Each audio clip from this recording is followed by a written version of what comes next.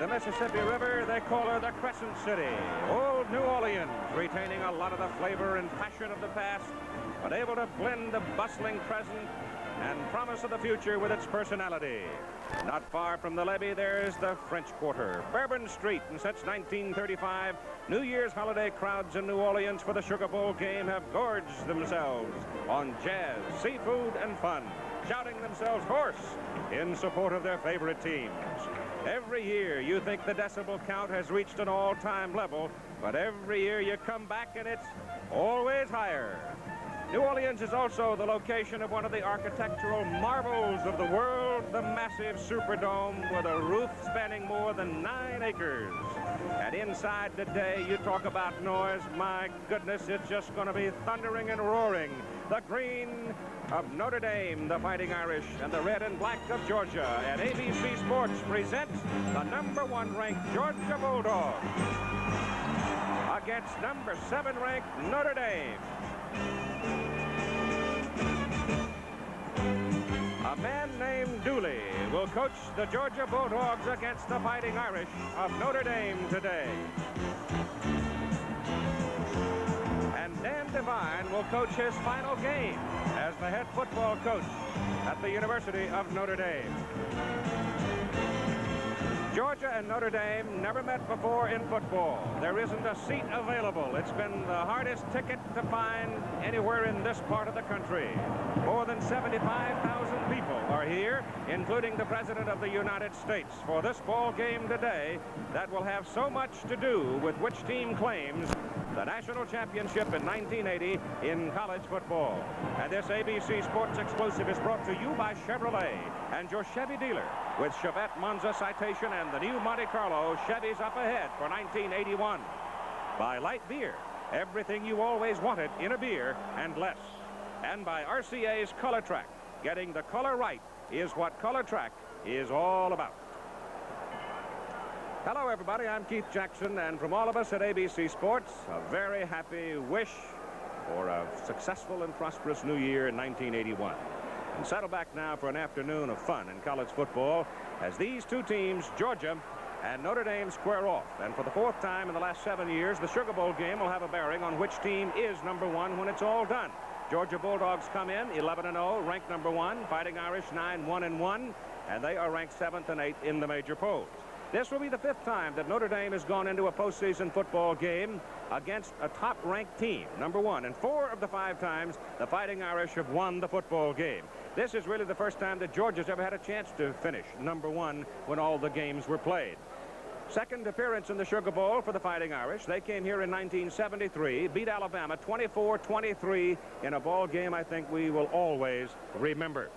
The University of Notre Dame, as much as any school in the country, is truly a national university. The football roster reflects 21 different states, and here in New Orleans you find a big subway alumni that can make this kind of noise on Bourbon Street.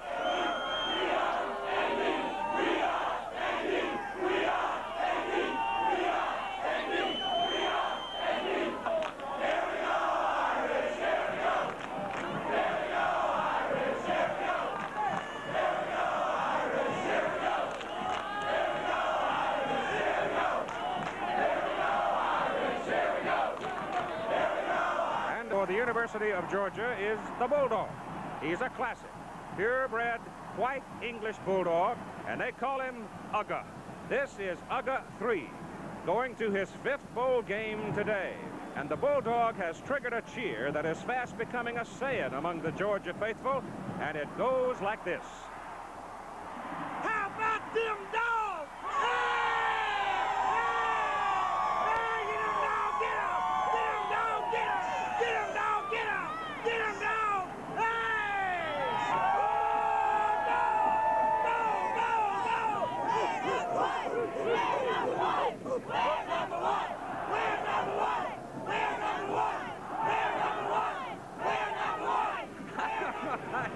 I've seen that a dozen times at everybody. It's easy to say, just roar and lay back your head and say, how about them dogs? Some people learn how to say it. An 18-year-old native son has become the biggest Bulldog this year, and maybe that's not the right word. Maybe we ought to call him a horse. His name is Herschel Walker. He's a running back. And this is what he has accomplished in his freshman year at the University of Georgia. 1,616 yards rushing, an NCAA freshman record, a Southeastern Conference freshman record, a Georgia record. He finished third in Heisman voting, and for the first time, a freshman consensus All-American. Football writers prior to this had never named a freshman to their All-American team, but Herschel Walker is the man who finally broke through that barrier. Herschel is a big fella, standing about 6'2" and weighing close to 220 pounds. He chose to stay at home and go to school at the University of Georgia. He comes from a small town of Wrightsville, which is about 98 miles south of the campus of the University of Georgia, with a population around 4,000 or so. Played at a small high school, Class A, and grew up in this White House at the end of the road. Number 34. They questioned whether or not he could come from Class A high school to college ball and make it. Well, he has made it big. Up in the sky. It's a bird. It's a plane. No, it's Superman. I love you, Superman. Do it to them, Superman. We love you, Superman. Superman. I love you, Superman. Do it to them, Superman. I love it, Superman. Superman.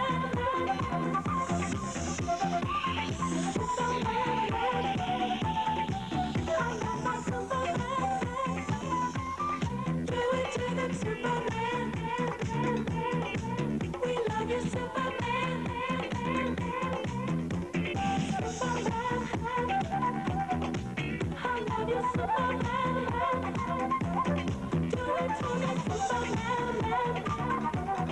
Herschel Walker, you'll see him a lot today. We all need a little luck, I guess, in about everything that we do. But to win 11 consecutive football games in this era, you better have some luck. And sometimes a small miracle doesn't hurt. For example, the Georgia Bulldogs got a lot of luck in their opening game against Tennessee. Volunteers fumbled away a scoring opportunity late in the game, and Georgia hung on to win 16-15. But it was in the Florida game that the miracle truly arrived, and it was engineered by a young man named Buck Bellew, a junior quarterback from Valdosta, Georgia. And Buck Bellew will be a very important figure on the football field today.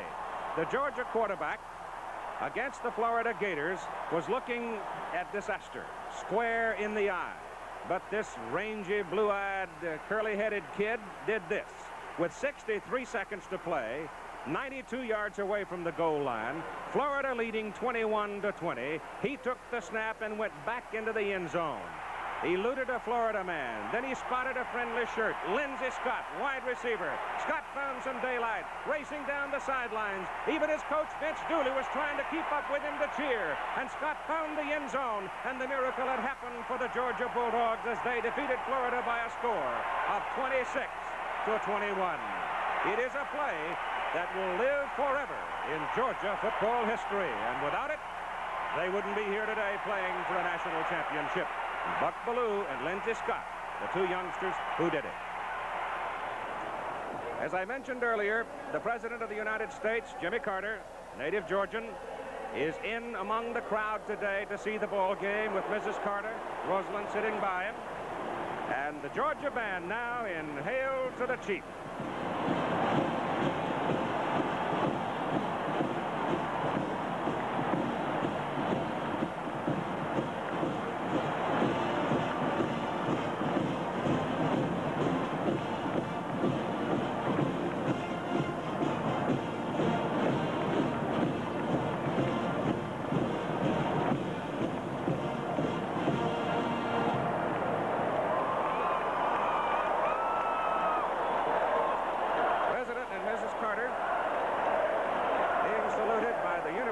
Georgia band. I'm sure many of you know he's got a broken collarbone. And now the Fighting Irish come into the Sugar Bowl. The Irish record, 9-1-1. The tie against Georgia Tech, a team that Georgia handled easily. The loss to Southern California in their final game. Dan Devine, his final game as coach of the Irish. And now the Bulldogs of Georgia.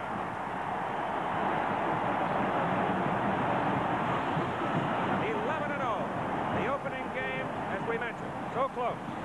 South Carolina was close. Florida was the miracle. 11-0. Vince Dooley, their coach.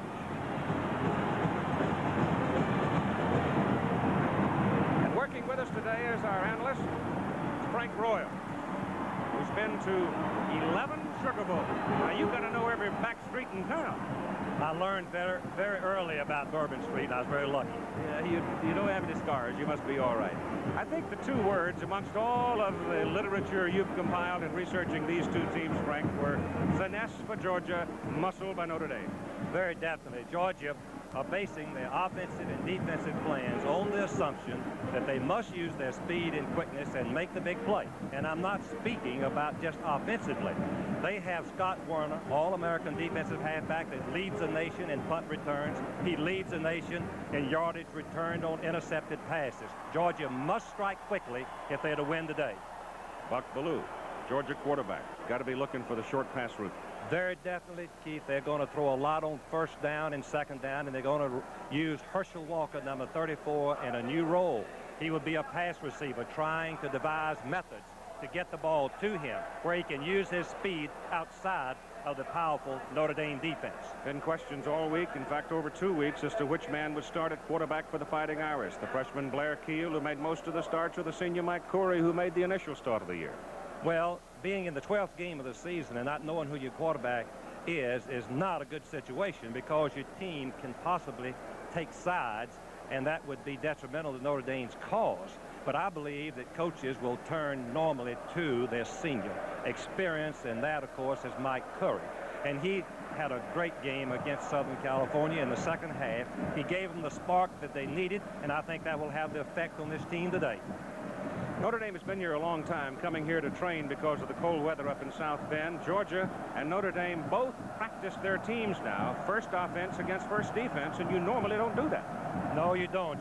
But both coaches realize the importance of this game, Keith, and they don't want to take any chances that they have lost the timing, the execution that they had during the season. Scrimmaging is the only way that they can regain it, and they said, both told me, that their players responded like thoroughbreds, and they're ready for this great game. As we noted, Dan Devine is coaching his last game as the football coach at Notre Dame. Yesterday, I talked with him about the end of the regular season and this one. Well, Coach Dan Devine, following your one loss to Southern California, you made the comment in the aftermath of gloom that you were thankful that this team had one more game to play. Is the team ready to play this final game? Yes, I really think so, Keith. I'd be the first to admit that training in New Orleans isn't like being in South Bend or Athens, Georgia. But under the circumstances, I think our team is very ready. I'm still very thankful that we have this game, and we're eagerly looking forward to playing Georgia. A lot of us read Georgia as somewhat of a total team. They've got all the tools, and some of us feel that perhaps your greatest strength lies in your defense. So that means your defense has got to be ready to defend Bellew the pass and Walker the run. That's right, and I'm glad that you mentioned that, Keith, because I think it's an element of the game that a lot of people around the country don't realize, that Georgia is not just Herschel Walker. Now, we all know that Herschel's a fantastic back, but Buck Bellew is a great passer. They got the best punt return guy in the country. Their defense is very adequate. They've shut out 3 teams, and Coach Dooley calls this a total ball club. I'm not sure that we're quite that total. We've got to get a splendid effort out of all of our people, our offense, our defense, and our special teams, in order to stay in this ball game. If we play well in those 3 aspects, and they play well in those 3 aspects, I kind of feel like we're going to win the game. I don't mean to be optimistic and get drummed out of the coaching profession, but I feel like we have to play well in all 3 areas, Keith. All right, some comments from late yesterday with Coach Dan Devine as he sends his Fighting Irish, ranked number 7, out against the Georgia Bulldogs, ranked number 1. And we are ready to go as Notre Dame will receive the football and Georgia will kick it off. And Jim Stone, number 42, and Ty Barber, number 12, are the deep men. Jimmy Stone is playing in his final game for the Fighting Irish. He's a senior out of Seattle. He's had a very fine year. Kicking off for Georgia will be a young man who has put his name in the Bulldog record book. His name is Rex Robinson, and he might very well, as a place kicker, be a most important figure for Georgia before this day is done. It was his 57-yard field goal that won the game against South Carolina. All of the officials are out of the Southwest Conference, and the game is on in the Sugar Bowl. The Irish let it go. Stone catches it as the ball threatened to bounce back outside of the end zone, and Jimmy Stone made a heads-up play. Mike Curry, we expect to start at quarterback for Notre Dame. We'll check it as soon as they're lined up. John Sweeney, the fullback. Pete Holohan is a wide receiver, big guy, and Tony Hunter, the big play man for the Irish. And as you saw, it will be Carter. Phil Carter will be at the running back. And it is Blair Keel that's who gets the call. Blair Keel, the freshman, comes out. Blair Keel is the man that Dan Devine says seems to get him out of trouble. So he indicates Mike Curry is the man he may look to.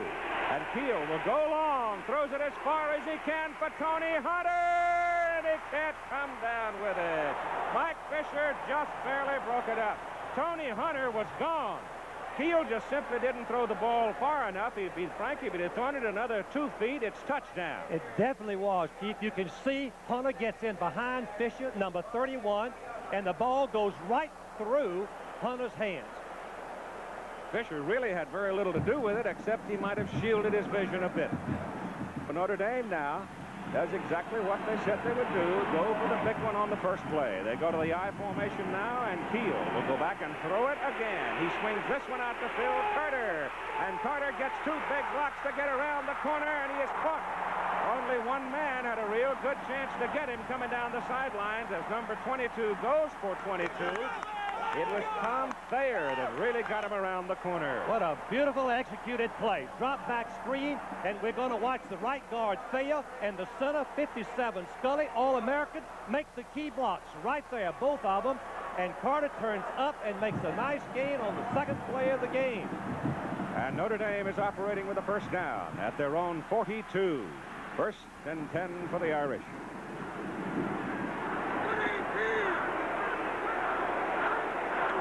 It's Carter over the left side. Dives it up to the 44. He picked up 2 yards.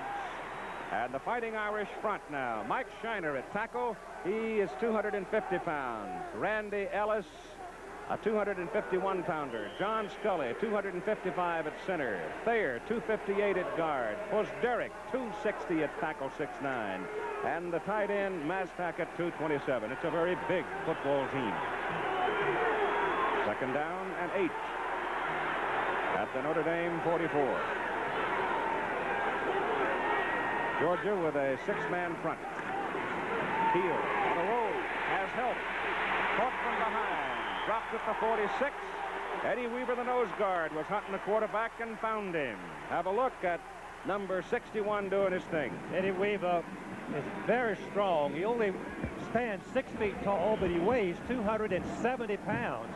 He has quickness and speed, as you can witness right here as he closes to the football and makes the tackle on quarterback Keel, number 5, right there. Outstanding play by Weaver. It is third down from just outside the 45, and they need about 7 yards. Keel straight back, looks for Hunter, goes the other way, and the pass is caught by Mastak, the tight end, down at the Georgia 38, and the freshman quarterback threw a bullet for 16 yards. Oh. The defensive alignment for the Georgia Bulldogs: Robert Miles, Jimmy Payne, Eddie Weaver, Tim Crow, and Pat McShay. Up front in the trenches, Ross Taylor, linebackers, and the secondary, Werner, Fisher, Welton, and Hip. It was Hip that made the tackle that kept Carver from breaking it loose, as Carter looked like he was gone down the sideline. First down for the Irish, Georgia 38. Holohan in motion. Keel gives the ball to Phil Carter. Carter is hit. May not have reached the line of scrimmage. Georgia's going to have to gamble on defense, going to have to do some stunning. Jimmy Payne made the tackle. President Carter and Mrs. Carter and Amy watching. Keith, to enlarge on what you said about Weaver and also Payne, they're going to move to the tight end side, feeling that Notre Dame likes to run in that way and get the best defensive players they can to that side. Second down, about 10.5 yards, and Keel comes outside. Plenty of time to throw it. It is caught, but it was caught after it was almost intercepted. Hunter came up with a ball. Warner made a try for it, and he went right through him. Watch the execution by Tony Hunter, number 25, the very gifted athlete. Watch him come back for the ball. Otherwise, Warner, number 19, would have had the interception. Just an excellent play by Tony Hunter, number 25. Dick Beer is in at tight end now for the Fighting Irish. Maztak is out. The football is at the Georgia 30. That was a pickup of about 8.5 yards. They've got to go to the 28. They need 2 here on third down. They give it to Carter, the tailback. Carter picks his hole. Penalty flag is thrown to the umpire. The umpire, standing in the short area of the defensive secondary, back of the linebacker, whipped it in there, and it looks like it may be against the Irish. It is illegal use of hands. The referee, Clint Fuller, that's a 5-yard penalty. It is not holding, it is pushing. Well, that's a tough place to get a call, defensive call. Rules been changed a little bit this year so that you offensive linemen have a little more use of their hands. On number 61, Weaver, let's see Thayer, number 64. He cannot use his hands once the defensive man has gotten parallel with him. He can use his hands while the defensive man is in front of him only. So it's a good call. 5-yard penalty. And it's third down and 8. About 7. Third down and about 7 with double wide at the top of the picture for Notre Dame. Keel gives it to the tailback Carter. Carter is caught by the outside linebacker and brought down short of the first down, and it brings up fourth down, and Harry Oliver comes into the ball game. Nate Taylor, number 47, made the play for Georgia. Nate Taylor, number 47, strangely enough, was a walk-on. As a freshman, he still got a scholarship and led the team in tackles as he did this year. He moves over, closes, and assists in the tackle to stop Carter short of the first down. Condini will hold for Harry Oliver, the left-footed kicker out of Cincinnati. He's 2 for 2 from 50 yards or more. This is from 50 exactly. He's got plenty of leg on it. It's good. A 50-yard field goal for the Fighting Irish in their first offensive possession, and they take the lead 3-0 at 10 minutes and 41 to play in the first quarter, and we come back. Georgia will have the ball. Gives the Fighting Irish a 3-0 lead in their first possession. Georgia's about to get the ball for the first time. That's Scott Werner and Chuck Jones are the deep men with Mike Johnson to kick it off for Notre Dame. Mike is a sophomore out of Rochester, New York, and he hits it. And he hangs it up there. And it's going to be returned by Werner. Scott Werner splits him and gets it out to the 21.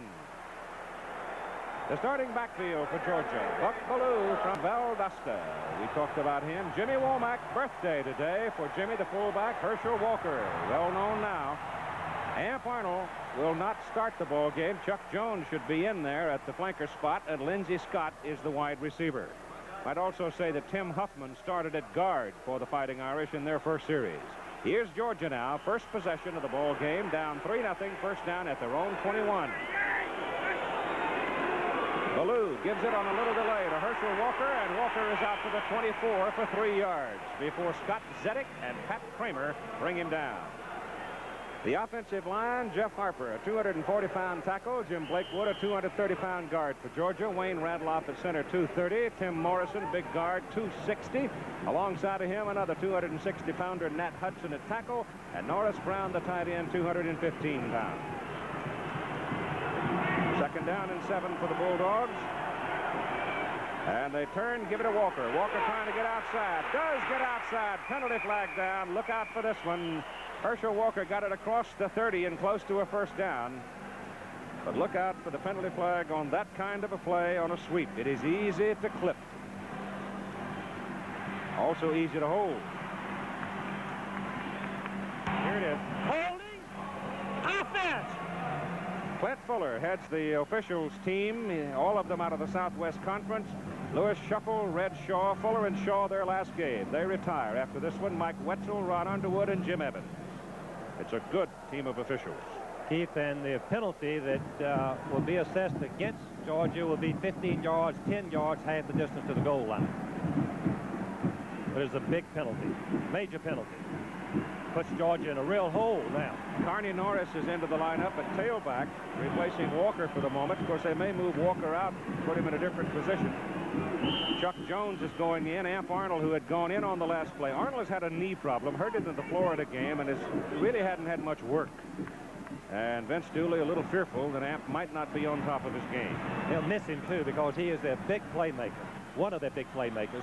Second down now. Georgia's all the way back at its 13-yard line. They've got to go to the 31 to get the first down. And here's the pitch to Carney Norris out of the tailback. He's got a yard up to about the 14, and he is the other New Year's baby. Happy birthday to Carney. So Womack and Norris are both observing their birthdays playing in the Sugar Bowl. Ball is up around the 14. The Irish defensive unit, Hankard, Kramer, Gramke, Zedek. They're working on Herschel Walker on the sidelines right now, if he's injured. The linebackers you saw there for Notre Dame and the defensive secondary reflected there. It is third down and long.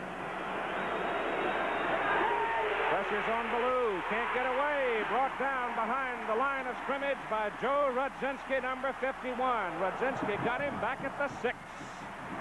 One of the things that the Notre Dame coaches said, they're going to try to intimidate Buck Ballou by blitzing the linebackers and maybe even the strong safety to try to give him the bad play and discourage him. He'd have been able to get away from Rudzinski. He had a whole lot of room outside, though, and Rudzinski stayed with him and got him. Malkowitz punts it out of there for Georgia, and it is fielded by Krim. John Krim takes it back up on the 43 and brings it back down to about the 41. It was a 36-yard punt, 2-yard return. Notre Dame has the football, first down on the Georgia into the field. Herschel Walker a little bit. We don't know exactly what for, but he seems to be all right now. In the meantime, the Georgia defense got to muscle it up here against the Fighting Irish. Ball just outside the Georgia 41. First down for Notre Dame, and Keel is still the quarterback. Georgia almost jumped. Player got back in time. Phil Carter sweeps it off the left side, and Carter takes it down to about the 37 of Georgia, where Robert Miles, the defensive end, leads the defensive play. Carter now in the game, 4 carries, 10 yards. But that's what he did right there on the season. He's a very fine football player, a slashing type runner that can turn just a short yardage into a very nice game.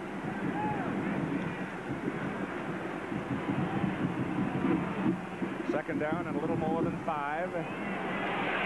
Carter again hit behind the line of scrimmage, but wiggles his way back through the line of scrimmage.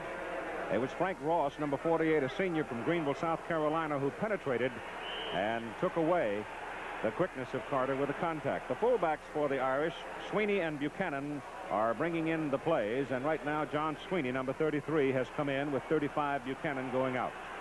Blair Keel and his numbers for the year. You see 0 touchdown.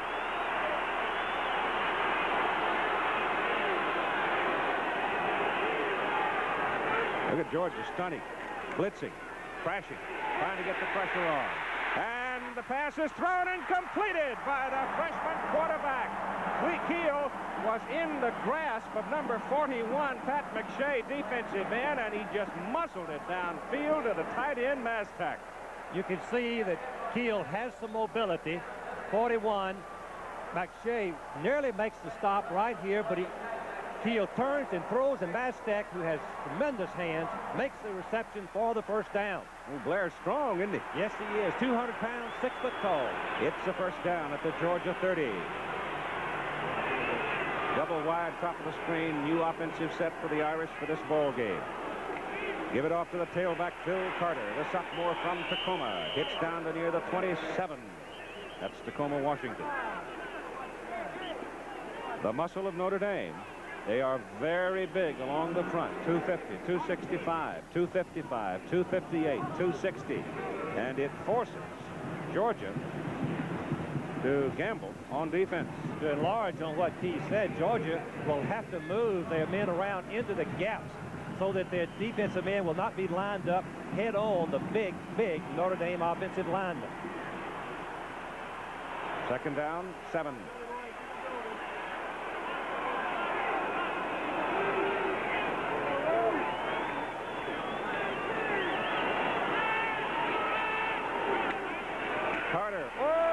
take a wallop. He lost the... Did he lose the football? Nope, guess not. He almost lost his life. Tim Crow was coming, sophomore from Stone Mountain, and watch this hit. Right there, Tim Crow plays left defensive tackle. He was shooting the gap. In effect, he was slanting to the tight end, which is what Georgia's plans are, and he came free into the backfield. Folks, I'll tell you right now, Phil Carter is one tough fella, because he's still in there. It is 3rd down and 7.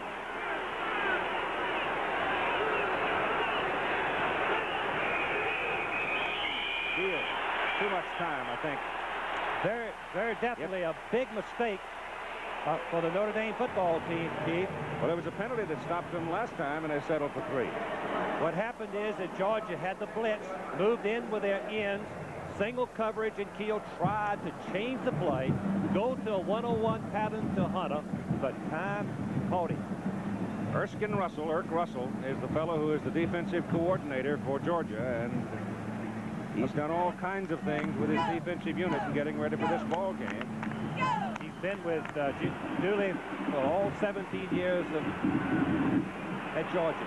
Out of the shotgun on 3rd down and 12. Keel throws it over the middle, and the pass is just tipped away. Robert Miles, the defensive end, had dropped off to cover Mastak, the tight end, and just flipped it away. We must remember that Mastak missed most of the season. He's a great receiver. He gives an added dimension, but Miles comes in front of him at the last instant and deflects the ball. A big play that forces Notre Dame into the field goal situation. Oliver has hit a 50-yarder to give the Irish a 3-0 lead with 5.5 minutes to play. This one is a 48-yarder. He is 4 out of 6 from this distance. It is blocked. Number 14, it looked like came flying in, and the ball comes rolling back across midfield, and that's got to fire up the Georgia Bulldogs. It was number 14 who made the play for Georgia. Terry Hogue, a defensive back, a freshman out of Huntsville, Texas, and he is the only Texan on the Georgia team, and look at this. Watch him come in front and get his hands up in the air, and that's what blocked the kick. He had a little bit of a gap inside the offensive end, which is a mistake on Notre Dame's part. You shouldn't let them come inside like that. And Georgia has the ball at the Irish 49. 1st down. Bulldogs for the first time today on the Notre Dame side of the field with Arnold in motion. Give the ball to Herschel Walker. Walker gets outside a Hankard, and Walker runs it inside the 45 to the 43 before Tom Gibbons. Let's watch the block again. Hogue, number 14, goes right over the top. Keith, it looked to me like he might have put his feet on the back of one of the Georgia linemen, as Bob Crable did when he blocked the field goal to preserve their victory against Michigan a couple of years ago. Right. In any event, it was a great play. Betcha. Walker picked up 7 on that carry. 2nd down and 3. The football is at the 43 of Notre Dame. And it's Walker again. And Herschel again gets around Hankard. And he's got a 1st down. And he put away a photographer as he went into the crowd. Let's watch the block again. It appears to me that no, that's a Notre Dame man he's going to step on. Right? He might have stepped on a Notre Dame back of the offensive lineman, came over the top. Number 14, look how high he is. That's just a sensational effort. He really wanted it. That's what we'd say in coach. And he wanted it's a 1st down for the Georgia Bulldogs at the 36 of Notre Dame. They've got Arnold in motion. He's coming towards Scott. Double wide left. And Ballou still got the ball. He wants to throw it. Goes over the middle into a crowd, and he's lucky it wasn't picked off. Very fortunate because he threw it right into a crowd. Gibbons, the safety man, broke in front and had his hands on the ball. Could have intercepted it, as Keith said. There's the Notre Dame defensive stats for the year. You can see how effective they have been. 8th in the rushing defense, 4th in total defense, and 6th in scoring defense, allowing only 3 touchdowns in the last 7 games. 2nd down and 10 for Georgia. They threw it on 1st down. Ballou gives it to Walker. Herschel running inside. Goes across the 30. Bowls his way to the 27. His inside running has improved tremendously throughout the season. I think that we all agree with that. Keith saw him in early November. I saw him in the middle of November, and he has improved. He's worked hard on it. He told me earlier that he knew that this was the one weakness he had of not being able to find the blockers, Keith, but on that particular play, he waited patiently and saw the block and he made a nice run. He weighs about 220 pounds. He's got big, strong legs. Ronnie Stewart in at fullback now, replacing Womack for Georgia. It's Walker again. Herschel gets a block, and he turns it upfield. And he's got a first down for Georgia at the Irish 20. And he got a big block from Jim Blakewood, the left guard, to get him around the corner. Blakewood, number 77, is their pulling guard on the sweep. And as Keith said, he's made the key block. But let me just add this. Of all of the great running ability, as we see his rushing stats during the season, and I want to continue this, as all this yardage we mounted up, he has only fumbled one time. As a freshman, that's the most remarkable thing I can remember. Lost one fumble in the 9th game of the season against Florida. Herschel again into the stack. Doesn't get much that time. Too much muscle there. He gets 1 yard. Notre Dame defense is very, very tough and stiff on this part of the field. They use their corners and their safety to blitz, trying to force Georgia to go to the air if they want to score. Time remaining, you see there. First quarter with the Irish leading by a score of 3-0. Second down and 9. And it's Walker looking for a hole inside. Nothing there. Stood up and then decked by Zedek. Zavagnin had him, stood him up, and then Zedek put him down. Zedek, number 70, All-American, a senior, a fifth-year senior that knows how to recognize the play. Watch him. As soon as he sees the play, he comes back and assists number 46, Zavagnin, with the tackle to stop Herschel Walker on a short gain. Third down and 9. Ballou on third down to throw. No chance. No chance. Number 23, Jurison, was coming on the play, looped to the outside, and coming right behind Jurison was Hankard, and Hankard got him. John Hankard is a senior, number 47, just an outstanding football player, a high level of performance as he has started for 3 years at defensive end for Notre Dame. Rex Robinson is in the ball game. The story on his season in field goals, you can see. He is a career scoring leader in field goals in the Southeastern Conference. It's a 46-yard attempt. Everything is good. Plenty of leg. It's a tie ball game. So Rex Robinson, 6 out of 9 from that distance this year, pulls Georgia even with Notre Dame. Picture coming from the Goodyear Blimp America with Captain Tim Townley Wren, graduate of Tulane here in New Orleans, at the controls. Up there with him, cameraman Billy Sullivan and Lee Burton, our technician. It took them 14 hours to go 356 miles from Houston to New Orleans to be with us today. And it's a gorgeous day outside. Oh, just clear as it can be. Well, we're in the house. And in this building, a marvelous engineering feat. Yes, it is. Here's the kickoff by Robinson. 50-yard field goal by Oliver, and a 46-yard field goal by Robinson. The ball's bouncing around inside the 5-yard line. It was a mistake by Notre Dame. Georgia's after it, and Georgia's got the ball. Georgia's got the ball. Robinson hung the football a mile high, and the Notre Dame backs just ran away from it. They knew they didn't have a chance to return the football, and they thought it would bounce into the end zone, but it did not. Like I said at the very beginning today, you gotta have a little luck. Bob Kelly from Savannah came down the field and recovered it. I cannot believe, I've never seen anything like it. The Notre Dame backs thought the ball was going across the goal line. It didn't. And Stone, number 42, recognizing this, came back but couldn't get the ball, and Georgia recovered on the 2-yard line. And it's first and goal to go for Georgia, and would you believe it? With 1 minute and 45 seconds to play in the first quarter. The ball is just outside the 1. It'll be officially a 2-yard play. The crowd is roaring. Ballou, a quarterback sneak. Maybe half of it.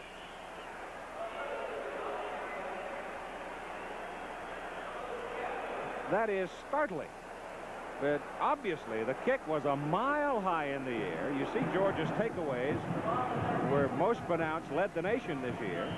And Stone and Barber both ran away from the ball thinking it's in the end zone. In all of my years, I've never seen that. I've seen him catch it on the 1 and fair catching, all types of plays, but not leaving in there on the 1 yard line. Second down and goal to go for the Bulldogs at the Irish 1. Got to be Walker. Touchdown.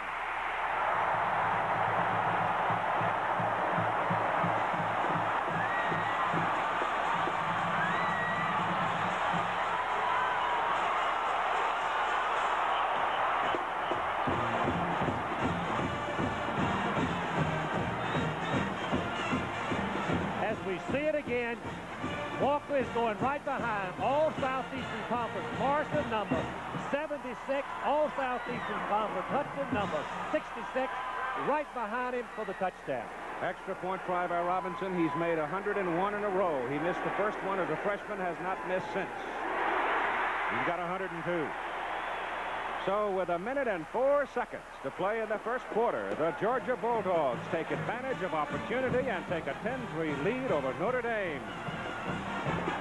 So the Superdome is mighty happy about the turn of events as a high kickoff, and I can't stress that enough. That ball was a mile in the air, and it's either Alphonse Gaston. Vince suggested they might have lost it in the lights. One, maybe, I can't believe two would lose it in the lights. They thought it was in the end zone and didn't go in. Here's Robinson. He puts another one up in the rafters, but this one carries to the end zone, and they're going to come out with it. Jim Stone, and he's got some room. He comes all the way to the 29, close to the 30, before Bob Kelly, who recovered the kickoff a moment ago, makes the tackle. Well, the Hula Bowl's coming up on January 10 from Aloha Stadium in Honolulu. Oh, the trade winds will be blowing, and we've got all kinds of folks. Several people from these two teams are going to be there. I know Scott Zedek is going. Mark Herman's going to lead at quarterback for the East. We'll have Samoa at quarterback for the West. He's from Washington State. He's going home to play football. Two outstanding collections of All-Americans and stars. And here goes Keel a mile downfield. Threw it for Tony Hunter. And Hunter was way behind this play. If that ball had been thrown on their first bomb attempt that far, they'd have had a touchdown. Very good point, Keith, because on this particular play, Fisher was ready for the bomb and had backed up very deep and had good position on Hunter. So we've got 51 seconds to play in the first quarter. Keel is now 4 out of 7 for 52 yards in passing. It is second down and 10 for Notre Dame. The ball is just short of the 30. Georgia leading 10-3.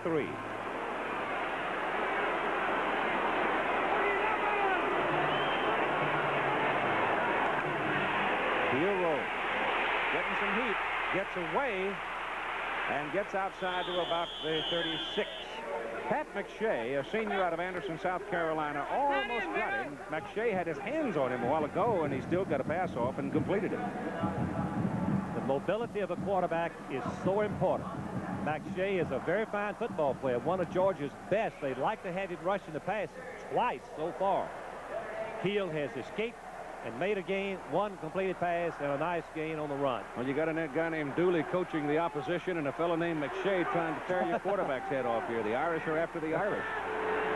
It is third down and about 3.5 as Keel goes back.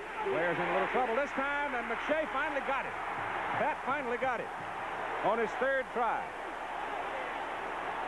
Oh, they're excited. Pat McShay, coaches tell me, an ideal type football player. You'll find a place for him on your football team. He does the right thing at the right time, which was evidenced on that last play of the sack of Keel. And it's fourth down, a little more than 10, and Keel will punt for the Irish. First punt of the ball game by Keel. Averages a little better than 40. Has no pressure. It's a high-hanging knuckleball. Scott Werner. Werner, who can break that big play on you, brings it back and gives Georgia pretty good field position. He's out around the 38-yard line. It was a 41-yard punt, and Keel hung it up there. 3.6 seconds. And the University of Georgia, as we said earlier, leads the nation in punt returns. Scott Werner, just outstanding courage. He wants to catch the ball, and they have a new wrinkle that they're using on their punt return that's helped them all year long. From the 38, the Bulldogs with 5 seconds to go in the first quarter, leading 10-3. Ballou pitches it to Walker. Herschel runs right over the top of a penalty flag that was thrown. And let's see what that's about as the quarter has come to a close.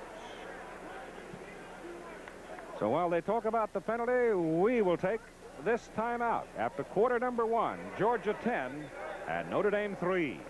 Had the 5-yard offside penalty against Notre Dame, the defensive team, will extend the first quarter. So it's an untimed play which will close out the first quarter.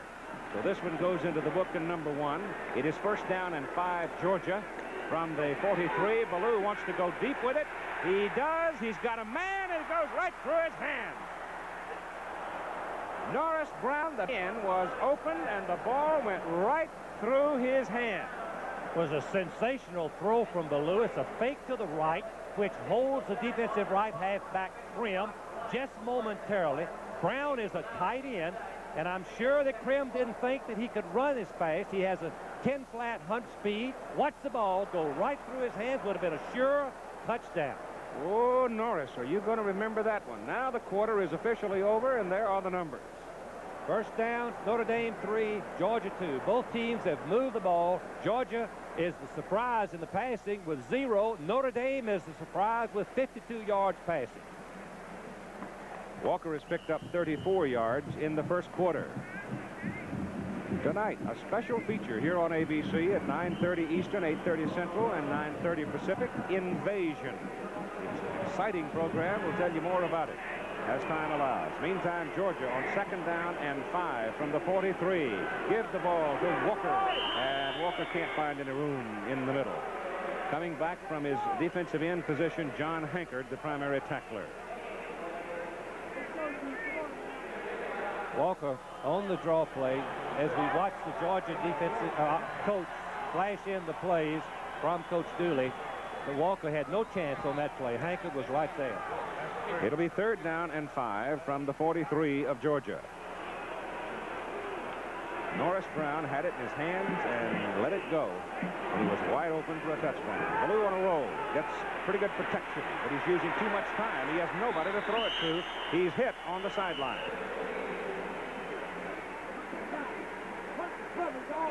Number 98, Pat Kramer, big guy out of Colton, Washington, sort of got there a little late along with Gramke, but they were inbounds when contact was made. And so it brings up a fourth down. And Malkowitz is in the punt for Georgia. Mark Malkowitz.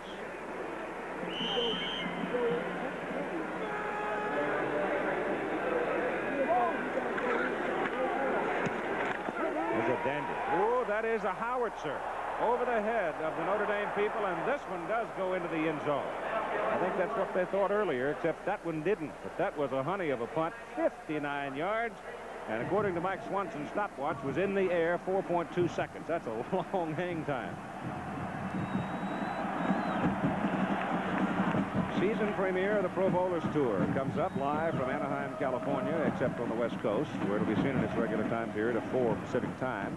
January 10, Pro Bowlers Tour, one of the most successful sports programs in the history of television. First down for Notre Dame from their own 20. Georgia leading 10-3 with 14:11 to go in the first half. Derek Keel turns, gives the ball to his fullback. Ball get loose. Georgia has the ball.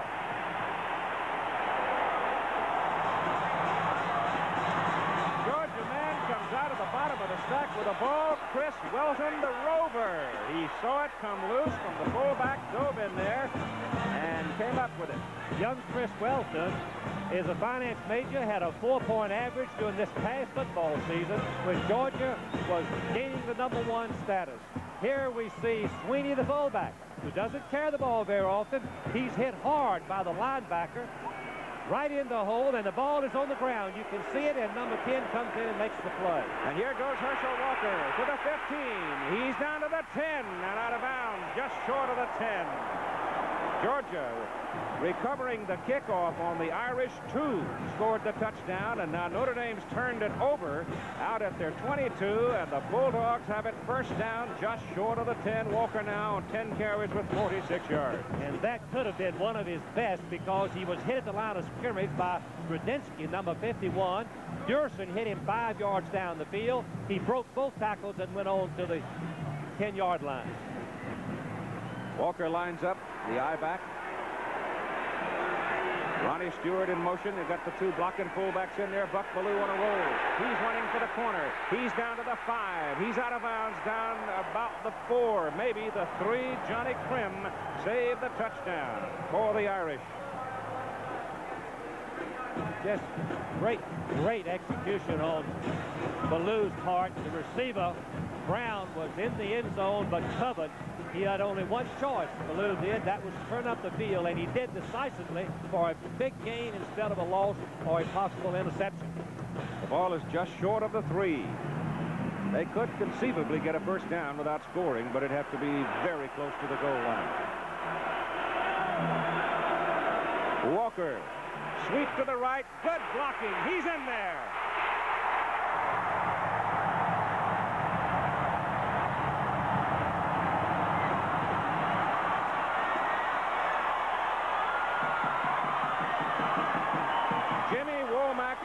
The fullback, number 25, made the block that opened the door for Walker.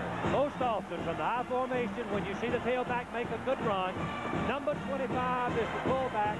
He has to take pride in his work, and he made an outstanding block that allowed Walker to go in for the touchdown. Rex Robinson for the extra point try.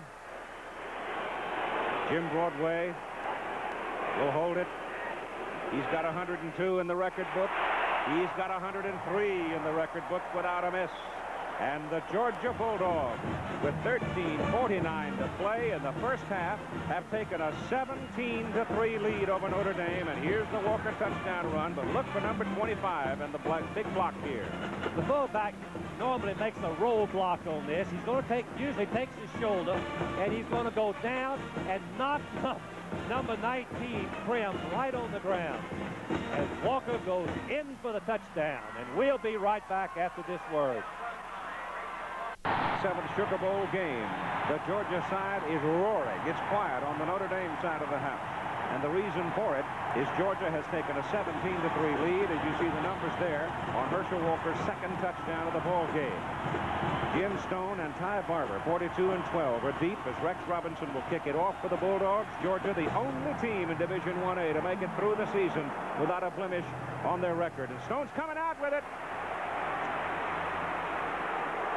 And he was way back there. He was a good 5 yards deep in the end zone. He comes back to about the 27-yard return. Another look at the touchdown. Well, the pivotal area on a play close to the goal line is blocking. Blocking by the line and by the fullback. His number 25 is going to knock Krim, number 19, right back as a knockdown block and allows Walker to just circle the end for the touchdown before Durson, number 23, can come over and make the play.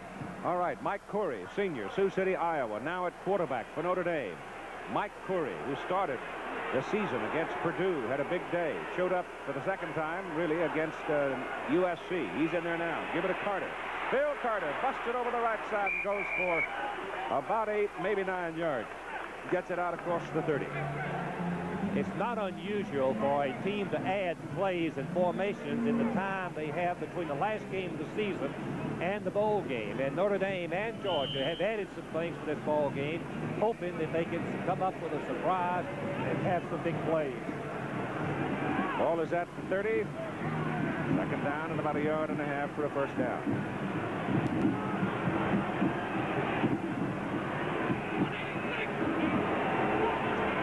Be a checkoff. Curry took a long time with it, rolls it out. He's a good runner. He's very quick.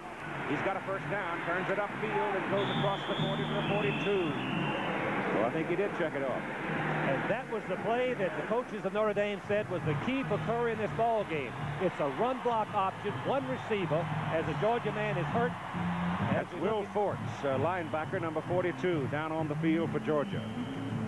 But to continue with the Notre Dame strategy, they had this play set up for the ball game, and it's supposed to be key for them and hope to move the ball, and we'll be right back in just a minute. Well, there's a look at the great old city of New Orleans from the Goodyear Blimp, America. Mississippi flowing, and that's why they call it a Crescent City, the way it's shaped around the Big Muddy. And here comes Notre Dame on first down from their own 42. They trail by 14, 17-3 with 12:56 to play in the first half. They send Sweeney, the fullback, in motion, pitch the ball to Jim Stone in at tailback. Stone turns it upfield to the 44. There, Robert Miles, number 83, locks his legs for Georgia.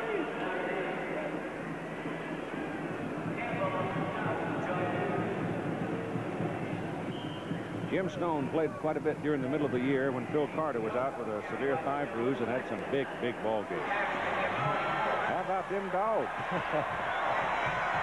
Well, they have been a bit of a surprise here in the first half. Of course, Notre Dame has given them opportunity, and they have exercised it. That's the mark of a good football team. Second down and 8 from the 44. Corey, quick stand-up pattern. Couldn't find anybody. Turns it upfield. Mike's got some daylight and still going. He's down to the Georgia 40. He's all the way down to the 37. Mike Curry.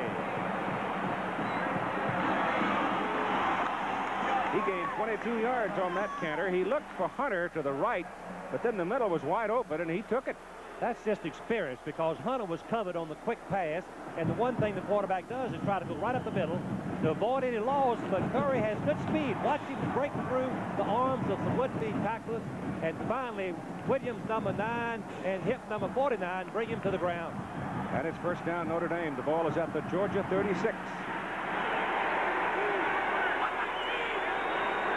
Carter is back in there at tailback for the Irish. Fields got the ball. Big hole over the right side. Big hole up the middle. And Phil Carter goes to the 20. Oh, did Tom Thayer and Phil Derrick open a hole for him. Let's watch the blocking from the end zone and watch the offensive guard. Notre Dame says that is the key.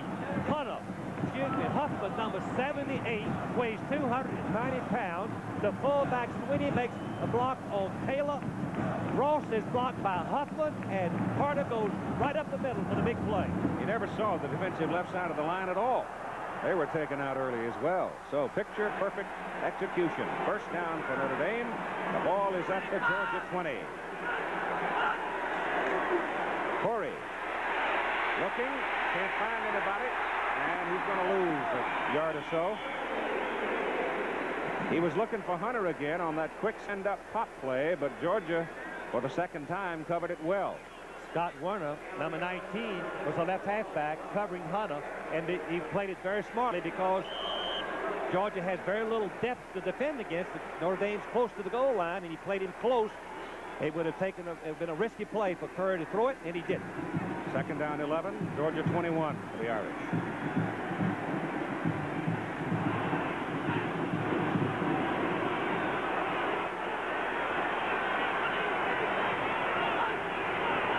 Georgia man's offside. Encroachment by an interior lineman, Eddie Weaver of Georgia. Made contact that time. Watch number 61. He's a little bit overhang. It's just a goal line situation while the quarterback is changing the play on a long count. He wanted to penetrate. He wanted to break the seam. That happened as we listen to Clint Fuller. Illegal procedure. Defense. A little bit of difference there between offside and encroachment. And another thing, instead of 2nd and 10, they have 2nd and 5, and they can go back to their regular game of power if they want to. Well, 2nd and 6, actually. You see the difference in the yardage, but that's because Notre Dame gave the ball literally to Georgia down on the 2 and then fumbled it away on the 22, and Georgia scored both their touchdowns. Georgia has been an opportunist team all year long, having taken away 44 balls from the opponents on pass, interception, and fumbles. 44 times before this game. Second down and 6 from the 16.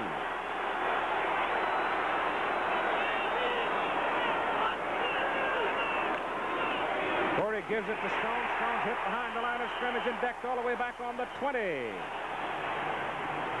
Oh, Georgia's that time read it just right, and they were sending folks. We talked about earlier that Georgia will try to penetrate. What we mean by that is break the seam, going between the Notre Dame blockers, not taking them on head up.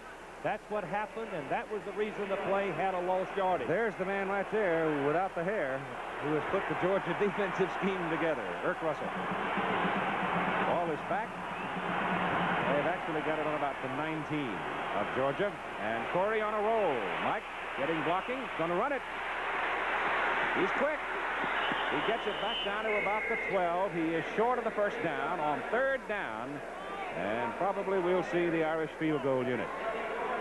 The key play for Georgia was the loss on 2nd and 5 when Carter took a 4-yard loss on a straight base play by excellent play by the Georgia Bulldogs.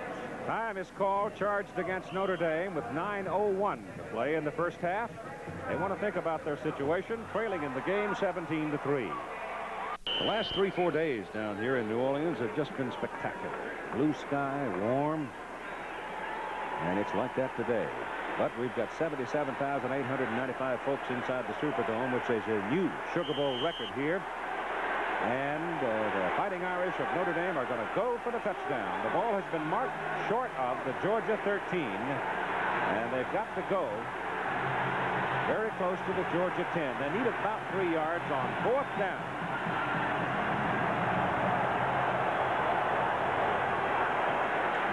Torrey wants to throw, puts it in the air. It is intercepted by Scott Werner, and he's coming out with it. And he comes out to the 18. The ball was intended for Pete Holohan. And Werner at 6 feet out-jumped Holohan, who is 6'5", and made the interception. This is one of these ball games, Frank, where you're having a lot of big plays that is inflaming this Georgia football game. This is just a sensational play by Warner, number 19. As he goes high, remember that Holohan, number 31, stands 6'5". Warner, this is his 6th interception of the year, his 14th of his career, and he is an excellent runner, as you can see with the football. And it's first down, Georgia at their own 18 as they turn the Irish away, and Herschel Walker has the ball, breaks it up the middle, gets it out to the 23, maybe the 24. And Dodd Crable and Joe Rudzinski make the tackle. Now, that's the first time today I have called Crable's name. That is a surprise. Georgia must be doing a great job blocking on Crable with their center, Ratloff. Radloff and Joe Happy are alternating in there at center. And that really is the first clear tackle that Crable has made today. Harper's out at tackle, and Jimmy Harper is in to replace him. Jimmy replacing Jeff. Jimmy weighs 280. Buck Ballou hands the ball to Herschel Walker. Walker gets away from Stacy Torren, a freshman cornerback, and runs it from the 24 up to about the 26, maybe the 27. That's a wonderful graphic of a fine football player. Scott Warner, as you can see these numbers, had 2 knee operations in the last 11 months. He rehabilitated the leg. He wanted to be a part of this football team, and he's been a vital cause in its success. Scott is from Jonesboro. There's a little note that's of interest. This is being closed captioned for the hearing impaired members of our audience today, and we hope you're enjoying it. A lot of our engineering guys have worked on it a long time as Herschel Walker breaks it over the left side, gets good blocking, and goes for a first down. Herschel Walker now beginning to make his presence really known. He's run for 63 yards on 14 carries and scored 2 touchdowns. And the most that any back has made against the Notre Dame defense in the 11 games of the season totals 87 yards. There's Herschel Walker's numbers.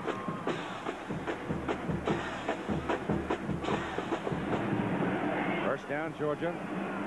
Ball is on their own 33. They lead in the ball game 17-3. The play's up the middle. Big daylight. And Herschel Walker takes it to the Notre Dame 44.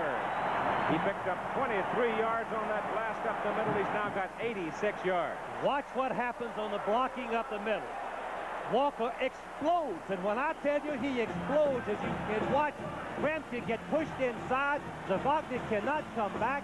Watch him go with that football. 220 pounds, 9'2" speed, and poor little Gibbons, the safety man, has got to try to get him down. He did get some help. 44-yard line. They go inside to Carney Norris in a tailback as Herschel comes out. Take a little breath after that explosion up the middle, and Carney is hit pretty much along. As a matter of fact, he lost a little bit. Back close to the 45. 7:05 to play in the first half. In visiting with the Georgia coaches, they commented on how the team really worships Herschel Walker. They believe in him, and they want him to break every record. He's just been a sensation. On second down, back to throw, Ballou. Gonna run it. And his scramble is good for about a yard before Rick Naylor, a freshman out of Cincinnati, brings him down. Walker is out of there right now. Norris is in at tailback. Ballou on the deep drop. There wasn't a single red shirt available to him, so he pulled it down. That's the great thing about a quarterback who can scramble once his receivers are covered and avoid the loss. Gives Georgia a chance still to make a first down. Walker is back in at tailback. Not sure Ballou knows it. Now he turns around and sees him. Takes it to Herschel. On the deep drop, there wasn't a single red shirt available to him, so he pulled it down. That's the great thing about a quarterback who can scramble once his receivers are covered and avoid the loss. Gives Georgia a chance still to make a first down. Walker is back in at tailback. Not sure Ballou knows it. Now he turns around and sees him. Takes it to Herschel. Tries to put it up. Gets it off over the middle. Pass is incomplete. Incomplete. Pass intended for Walker. Crable hit him just as the ball got there, and it bounced out. Well, play-action passes really take a risk for the Georgia Bulldog team because of the power and the muscle. Let's watch Crable as he drops back and defends against, I believe, Walker is the one that's the pass receiver, number 24. Crable closes right in, puts his head right on the back of Walker, knocks the ball loose. Malkowitz with a punt, wants to hang it high, and he does. He really spun it up in the air, and Georgia trying to put it down, and it takes a big high bounce and bounces over there, out reaching hands, and it'll come out to the 20. First down for Notre Dame. Now you have 5:58 to play in the first half. Georgia taking advantage of two Irish mistakes, lead 17-3. ABC News close-up tonight, 9:30 Eastern Time, a dramatization with actual film of the Soviet invasion of Czechoslovakia in 1968. It's a very interesting program, especially in light of what's been happening in that part of the world recently. So see it tonight, an ABC News special, 9:30 Eastern Time, Invasion. From the 21st down for the Irish. Turned away last time after a good drive by an interception. Give it to Phil Carter, and Carter is caught at the 22. The Georgia defense is swarming number 96, Dale Carver, and Frank Ross, number 48. The Georgia defense uses a 8-man front that plays up and down the line of scrimmage. Their term is we got to live with the yardage inside to stop the big gains outside and to cover the passes. Second down and 8 with Holohan and Hunter coming wide to the open side of the field.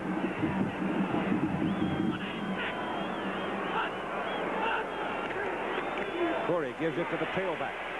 And Phil Carter is out to the 27. It'll be third down and about 3 as Eddie Weaver made the stop for Georgia. Eddie Weaver and Jimmy Payne, their other fine defensive football player, they're trying to line up and guess with Notre Dame and line up on the side that Notre Dame is likely to run. They guessed correct on the last play. Jimmy Payne's a 240-odd-pound sophomore, 6'4", still growing. They think he's going to be a great one. They definitely do. He's got the speed to really close and rush the passes.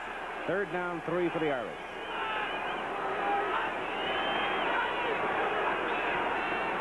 It's Carter. And Carter can't get there. He gets it up to about the 28, and that's it. It was Tim Crow who looped and cut his legs from under him. So the big defensive lineman from Stone Mountain, Georgia, makes his second big play of the ball game, and the Irish will have to punt. It's a very critical play. It forces the punt rather than let Notre Dame keep the football. They still had a chance to score. Now Georgia will come out with pretty good field position. Blair Keel to do the punting. Scott Werner is deep. Good punt. Knuckleball. Not much hang time. Werner turned it left. No place to go. Had he come back to the right side, he might have had a little daylight. Good coverage by the Irish. 44-yard punt. The Harlem Globetrotters featured on ABC's Wide World of Sports. January 17, World Cup skiing from Kitzbühel. Then the 24th, World Cup gymnastics and World Cup ski jumping. As ABC's Wide World of Sports starts rolling in the month of January. The Globetrotters continue to gain fans every year. First down for Georgia from their own 29. Gain is out to about the 31. Herschel listed at 218. There have been times when he's weighed more than that, but he looked pretty lean yesterday when I was visiting with him. Tim Marshall, who is a freshman defensive tackle for Notre Dame out of Chicago, made the stop. There's another youngster who's going to be a great football player, number 77 in white. He has a tremendous explosive charge. Marshall does. He has 12 sacks this year. Herschel Walker has now run for 88 yards. That's more yards than any other back against Notre Dame. But then Herschel Walker is not hardly any other back, is he? There's a penalty flag thrown as Georgia runs it off the left side. Walker carrying. Oh, Mike Corey has got some ice on his right hand, his passing hand. Here's the penalty now from Clint Corey. It's motion. Offense. Quite sure Notre Dame will take this call because Walker had picked up about 7. Jim Blakely, number 77, the left offensive guard, trying to pull out and get in front of Walker on the sweep. Jumped the gun just a moment. It's a motion. Offense. Second down. Ball is sitting back at the 26. And it's second down and 13. Lindsey Scott and Chuck Jones wide to the open side of the field. Both are flyers. Ballou rolls that way. Buck looks, loops it. It's intercepted. Was he inbound? No. It was caught out of bounds by John Krim. Notre Dame defensive secondary did not give Ballou much of a target. The rush, Ballou's throwing on the run, and you're just not quite as accurately as a rule. You're going to see Ballou just throw the ball. Krim, number 19, is going to come right in front, but keep in mind that in college you have to have one foot come inbounds after he gets possession of the ball. Very clearly his left foot is out of bounds, and officials called it correctly. And it's third down and 13 now. Let's see if he decides to go deep here. Charles Jr., another speedster, is out there. Nope.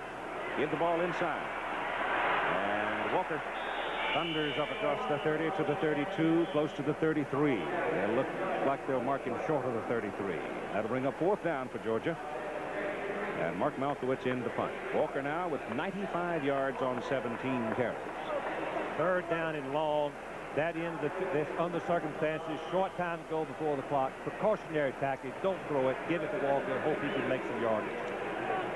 Malkowitz been pretty good on his hang time. Big rush for the Irish. Gets it away. Not much hang on this one. There's a little bit of room for it, but Johnny Krim taking no chances. Fair catches it at the 38. And we've got a penalty flag back upfield. It looks like we may have a roughing the kicker call against Notre Dame as Crable made contact. Keith, it really was a late block by Crable. He lost his poise a little bit. Unsportsmanlike. Right. Well, it's an unsportsmanlike call, not roughing the kicker. So Crable just got there too late. And on this, Notre Dame will get to keep the football. But it will be first down and 25 because it was a dead ball penalty.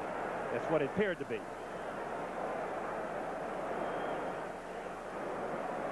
That's exactly what it is.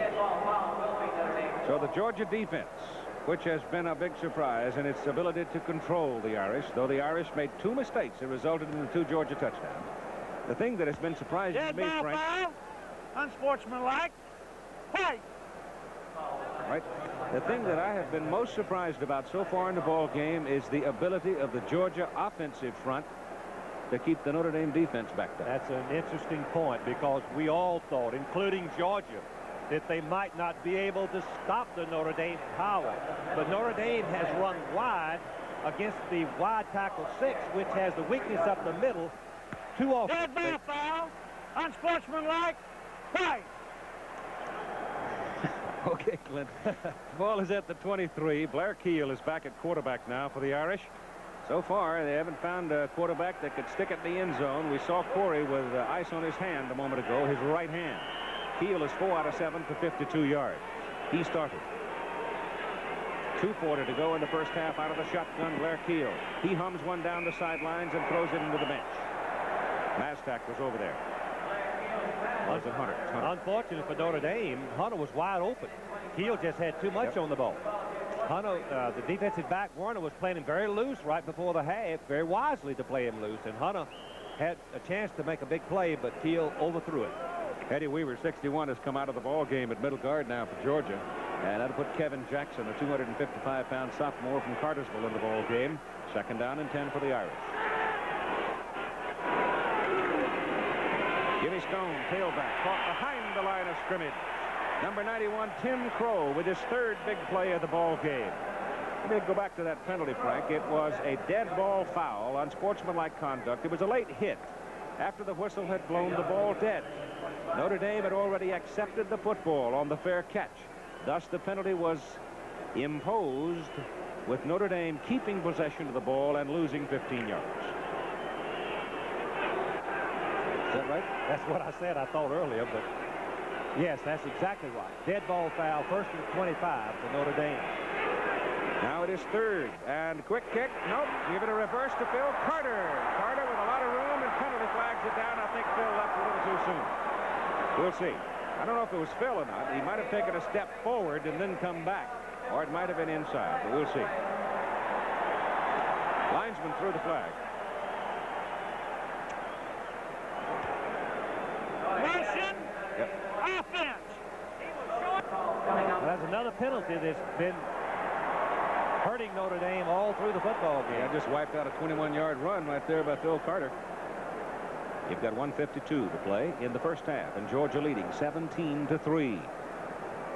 The situation would be 4th down and maybe 4 or 5 yards, and I don't believe Notre Dame could take, Georgia could take the chance, and that they might kick the ball. They should go ahead and take the penalty. Notre Dame has been flagged 5 times for 35 yards. Georgia 3 times for 21.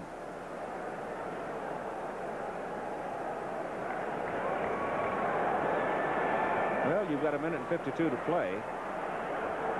You're looking at 3rd down and a half mile. So unless they come up with a real big play here, Georgia should be able to get the football back in rather decent field position. And we go back again to the penalties against Notre Dame and the mistakes that they've made. Without the penalty, the dead ball penalty, Notre Dame would have had first down at the 40-yard line. That's right. All right, Ross comes in at linebacker, replacing Forts. Forts was hurt earlier. He's been back in play. It is 3rd down. They've got to go to the 48 to get the first down. The ball is sitting just inside the 20. And Corey is back at quarterback. Mike comes outside, and he is caught from behind and brought down at the 20-yard line. Making the tackle for Georgia, Jimmy Payne, following the play. And now Notre Dame will have to punt on 4th down. And the punt's going to be hit somewhere around the 10 or 12, so Georgia should have pretty good field position. And Georgia calls timeout very wisely so that they can stop the clock and have a chance to maybe score. And as you saw, 1 minute and 19 seconds left to play in the first half. The Bulldogs and Notre Dame both have 2 timeouts remaining. On 4th down for Notre Dame, standing back, it is 6. 1:19 to play. Scott Werner is deep for Georgia. Bulldogs leading 17-3.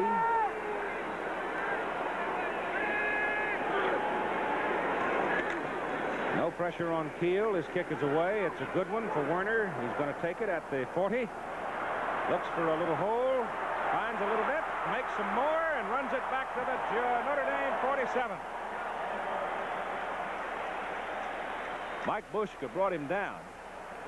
But that was a heck of a piece of work by big Scott Werner. Halftime, we'll talk to both coaches, have both bands for you, and highlights of the first half. Werner loves to handle that ball on punts. He's good at it. He knows he's good at it, and he wants that football. From the Irish 47, first down Georgia, 1:06 to play, and Walker goes in motion. And Ballou running out of time, trying to get away. He is caught and brought down by Gramke. And Buck was within a half a step of picking up about 20 yards that time. But I'll tell you, play-action passes just do not work against a football team as big, as strong, and talented as the Irish defense. That is a good point, because on play-action pass, the quarterback has his back to the line of scrimmage. He's not looking for the blitz. And should it happen, he cannot get away from it. He doesn't know what to do. And Ballou has not completed a pass so far in this half. He is 0 for 4, and that time was chased out. So in several instances, he's been trying to, and just simply hasn't been able to.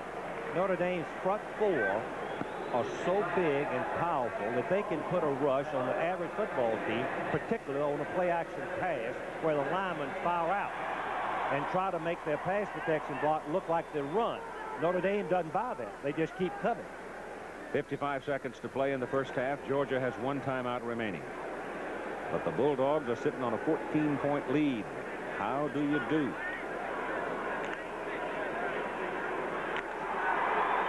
Wallace Wade. Nobody ever wins a football game. Somebody loses it. We're seeing that today. Ballou deep drop this time. Goes short. Throws it in front of Herschel Walker. Never had a chance. Stuck it in the ground right in front of him. Again, the Notre Dame linebackers were looking Buck right in the eyes of Vagnon. Mark was there, and so was Bobby Crable. Notre Dame coaches confided in me yesterday by saying that they were going to try to intimidate Ballou with a big rush early in the ball game, and they've been successful with the rush. But Notre Dame's mistakes have cost them dearly. The ball is at the Georgia 49. It's third down and about 15 with 50 seconds to go in the first half.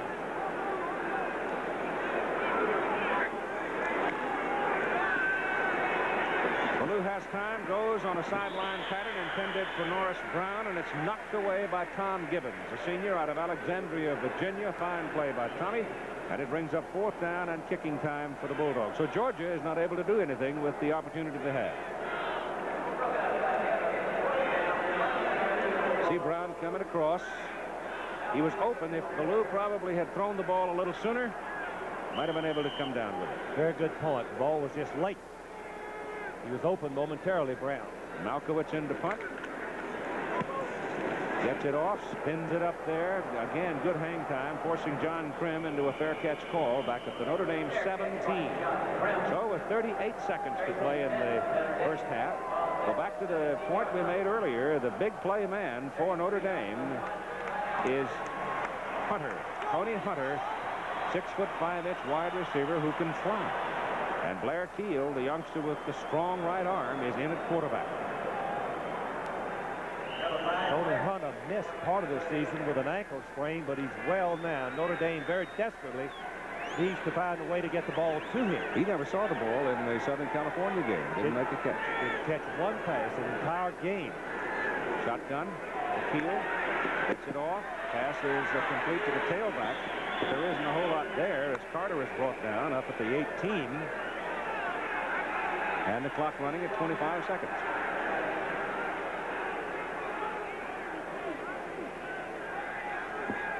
Looks like Notre Dame's going to let him run out.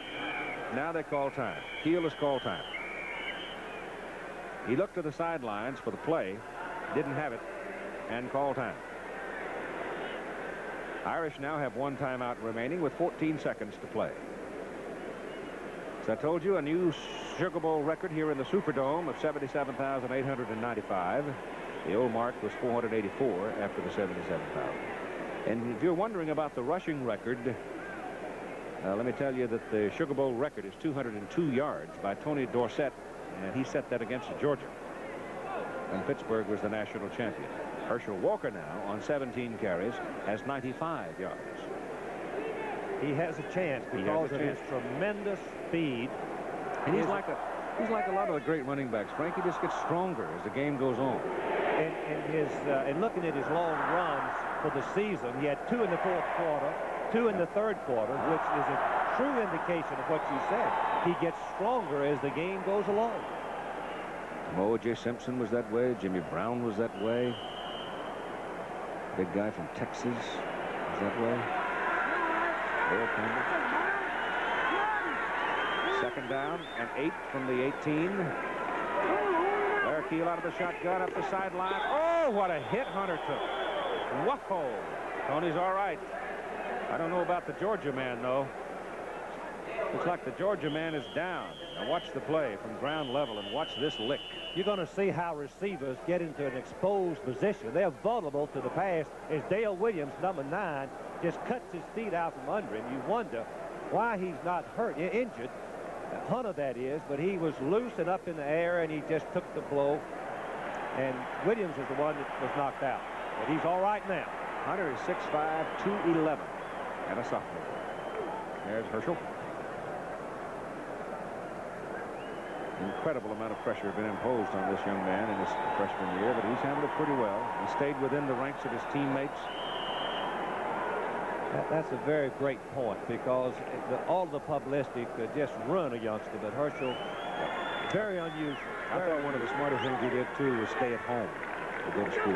Around friends and family, Keith. Very important. Ball is just sneaked out to the 20 now, and that should do it for the first half of play as the clock ticks off. And Clint Fuller has waved it stop with 2 seconds. So Notre Dame apparently spent its last time out there, or did they? Yes, they did. Trainers and the water bucket has come onto the field. And so inside that big structure, the Superdome, no, it's Georgia. Georgia called the timeout. Well, they want see, Notre Dame, they know full well is going to either put it up or punt it, and they want Scott Werner to get a hold of it. So on 4th down and long, Werner should be able to get the football up around the middle of the field. Sundays on ABC Sports, we'll have the Superstars and International Boxing starting January 25. And ABC's Wide World of Sports will premiere February 1. Check your local listings for those events. Keith, I'd be surprised with only 2 seconds on the clock if they try to punt it. I would, they too. could use the 2 seconds on a running play before Georgia could possibly call timeout. I don't well, Georgia without timeouts. Now, I would not want Scott Werner running around back there in this particular point in the ball game. Not when you're down by 14 points, because he is dangerous and not going to kick it. They give the ball off to Phil Carter. Carter with a convoy out in front, runs it out across the 30, and that'll do it for the first half of play in this 47th Sugar Bowl game. And the Georgia Bulldogs are leading the Fighting Irish of Notre Dame by a score of 17-3. And Bill Fleming is standing right now with Vince Dooley. And with Vince Dooley right now, Coach, it sure looks like you do have the #1 team in the nation. What alertness. Well, it's still too early to tell, but we did make some big plays in the kicking game that got us going. And we had an opportunity to hopefully to get one more. I was hoping we could, but I think we're really just starting now. The second half is where it is. You could have had one more on that long bomb to Norris Brown. Yeah, he was open, and he beat our tight end can run, and we may throw to him again before the day's over. Does it surprise you that you have not completed a pass and yet you lead by 14 points? Well, I hadn't thought about it. I don't even keep those stats, you know, but I think we're fortunate to be where we are. Second half is where it is. You know, on the kickoff where there was a mix-up in the Notre Dame receivers, do you have any idea what could have happened there? Is there a difference in depth perception in this dome? Well, that's what Archie Manning told me the other day, and he's played in it a long while, so he should know. But evidently it looked like the kick was going to go further than what it went. It looked like the safety man just ran out, assuming that it would go deep, but it hung and dropped short. Thank goodness. 3. And they first. Look at the bottom, the one that jumps out, turnover, 2 for Notre Dame, none for Georgia. Georgia had to move a total of 24 yards for 2 touchdowns as they recovered. 1 fumble on Notre Dame's 2, and the other on the 22. That is the difference in the ball game. Right now, here is Bill Fleming with Coach Dan Devine. Coach, the mistakes really did hurt. I don't know what happened on that kickoff, whether they lost it in the lights or what, or whether it was just a mistaken signal on which guy was going to catch it. Well, actually, they didn't hear, and that's just something that you work on, Bill. We have 2 veteran kids back there. I can't fault them that much. Something we didn't want to happen, but it did. We just got to overcome it now. Now, Corey had his hand on ice. Is there anything wrong with it? Yes, he has a broken bone in his hand. He entered it going in for that drive, and we didn't know it, but we're not going to see him then. No, he can't play, Bill. He'll be on the sideline, but we're determined. We have to cut out our mistakes. We've let him go too short a distance, and when we made an offensive mistake, we haven't stormed out and stopped them. So we've got to set the tempo here early in the second half. This is a great Georgia team. I can see why they're 11-0, but we aren't beat yet. Now, with the absence of Corey and you can't use him, is there anything offensively you might do differently in the second half? No, actually, our game plan, Bill, is perfect. We're just key penalties. 3 penalties have killed first downs. 3 turnovers, and that's 3 turnovers, and that's it. We're doing everything right except execution, and we just have to execute. Okay, Coach. Back upstairs to you, Keith. We're ready to play football. All right, Bill, I might point out, going into the second half of play, that Notre Dame has now gone 6 quarters without scoring a touchdown.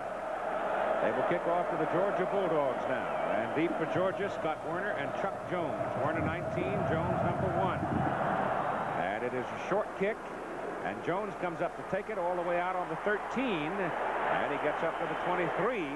And he goes down in a heap with Tony Belden leading. Georgia's offensive backs and receivers are reflected there. At least we anticipate that's the way they'll come out and line up for the start of the second half. And the offensive front, which has been outstanding, really outstanding. Harper, Blakewood, Happy, Morrison, Hudson, and Brown, with Radloff alternating as center with Joe Happy. So it is Georgia's football. Let's say the 24, first down, and they lead 17-3 as we start the second half. Jones goes in motion. They give it off to Womack, the fullback, on his first carry of the ball game, and Jimmy, whose birthday is today, pops it up to the 26. John Hankard is a defensive end, played well. Joe Gramke has been pretty quiet in the middle of the Irish melee down there. Pat Kramer had one big play. Scott Zedek, defensive end. Linebackers are Mark Savagnan. Bob Crable has dropped off a lot in short zone coverage and pass defense so far. Joe Rudzinski had a big play in the first half. Second down and 8 from the 26 for Georgia, and Amp Arnold is in and in motion. Herschel Walker has the ball, and Herschel Walker runs over people, pushes his way out to about the 34. The Irish secondary, Stacy Toran, is a freshman playing at cornerback. John Krim is the man usually deep on the punts. Dave Durison had one blitz and one big play. Tom Gibbons knocked down a couple of passes. Walker now has gone over 100 yards, 18 carries and 103 yards for Herschel Walker, and the chains are out to see whether or not he reached first down area as he got close to the 24. Stretch it out. It's a first down for the Bulldogs. So again, to set you up on the story of Herschel Walker, he gained 1,616 yards in his freshman year. That's what he's done there today so far. The Sugar Bowl record for yardage gained on the ground, 202 yards by Tony Dorsett. Bulldogs operating first down from their own 34. Buck Bellew has not completed a pass so far in the ball game. Go back to Walker. Walker getting pursuit, but gets outside the pursuit. He's turned upside down by number 27, Tom Gibbons, and that's really the best way for a 181-pounder to try to tackle Herschel Walker. Go at his feet. If you go up at his hip or his thigh, he will run over you, as he's already demonstrated many, many times in this ball game. Give him a yard, second down and 9.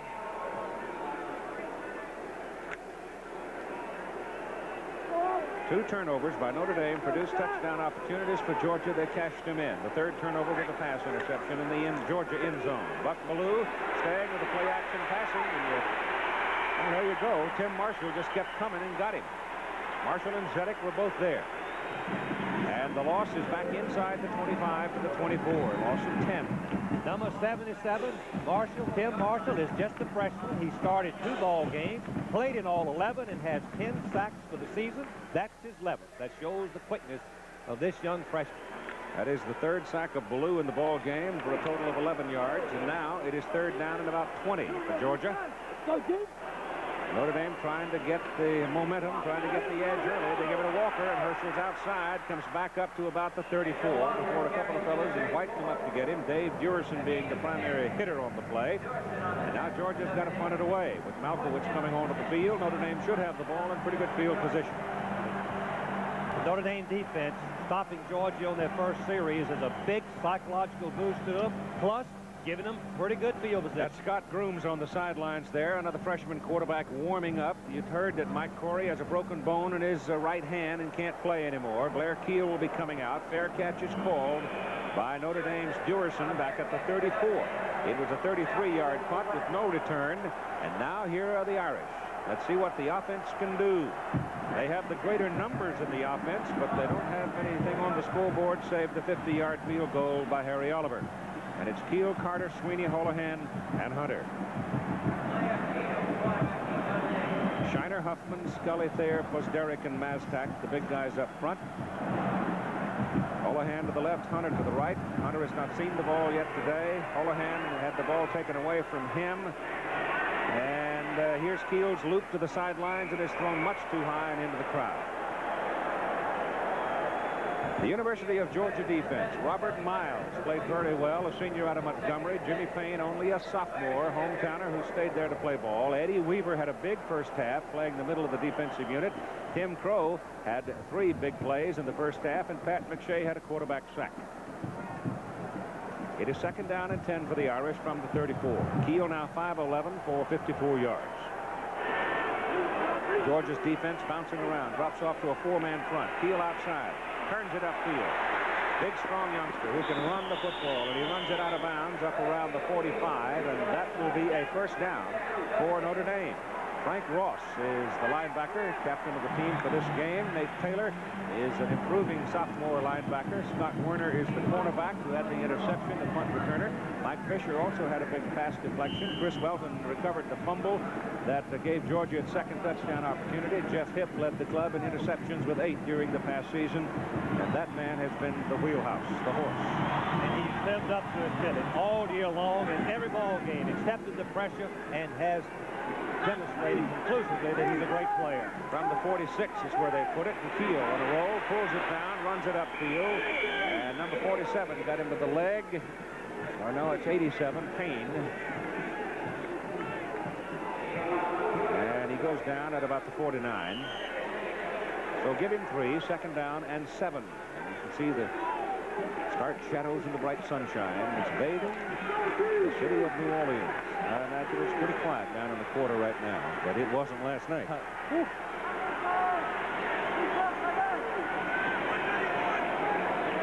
All ahead in motion. And the pitch to Phil Carter. And Carter dives it over the right side and gets decent yardage out of it, puts it down on the Georgia 47, and it'll bring up a 3rd down and about 2. This is a very, very critical call and play for Notre Dame. They need to keep this momentum. 3rd and 2 is a tough call against the Georgia defense because they've got to run up the middle or they take a chance going wide for the loss, which happened earlier in the game.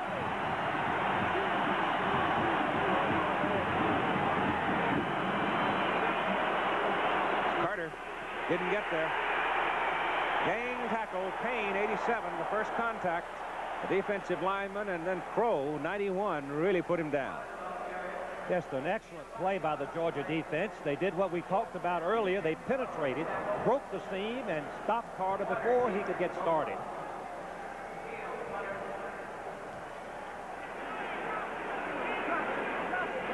So Blair Keel drops back in punt formation with Scott Werner deep for the Bulldogs on 4th down and 2. Keep going, Mike. Keep going, Mike. No pressure on him.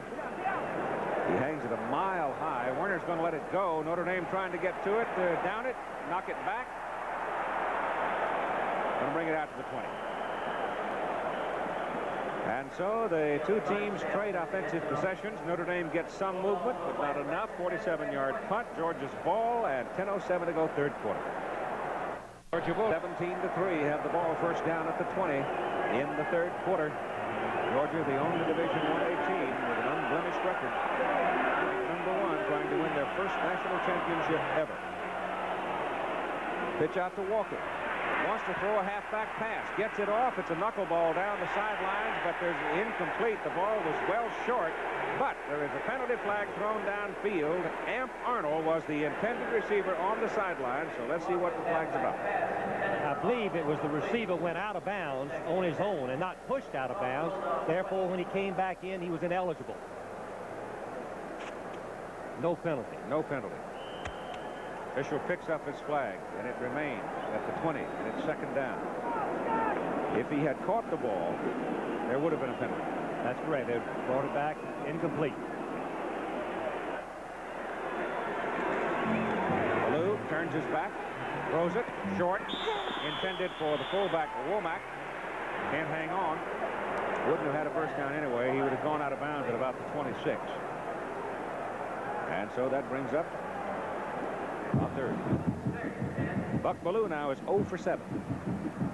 That is really amazing because against Georgia Tech in the final game of the season, as Georgia Tech gained on Georgia and trailed them only by 3 points, Ballou took them down the field throwing the ball for 3 quick scores.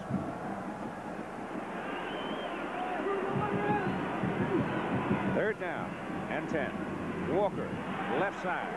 Got a little daylight, but Crable is over there finally to ride him out of bounds up around the 25-26. And the Bulldogs will have to punt it away. And once again, Notre Dame's going to get the ball in good field position. Walker now 21 carries for 119 yards. If you mentioned it, Notre Dame hadn't scored a touchdown the last 6 quarters. In the game that they tied, they didn't score a touchdown against Georgia Tech, and they didn't score a touchdown against Southern Cal in the game that they lost. Well, they've actually gone 10 quarters, haven't they? Well, no, Georgia Tech was 2 weeks before. They played Air Force and Notre Dame in between them. It's a high-hanging kick, but it's not very long. Fair catch is called by Garrison at the 39. And so here comes Notre Dame again with good field position, a 36-yard punt. Coming up on January 10, we've got the Hula Bowl in Honolulu for you, and some of the players on the West squad include the big guy Mike Riley, Washington, playing in the Rose Bowl today. You'll see Ronnie Lott.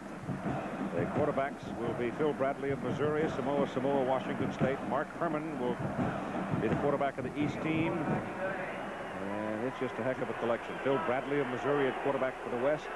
We'll have a lot of fun. January 10, join us for the Hula Bowl. And Blair Keel under pressure gets around the corner. McShay finally turns him toward the sidelines, and Welton comes up and knocks him out.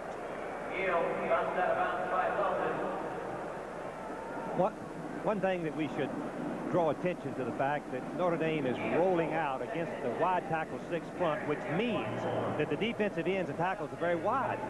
And as Eddie Weaver, their very fine tackle, leaves the game, number 61. Let's watch him, see if we can tell. He's trying to fight his way through, then releases and pursues out the line.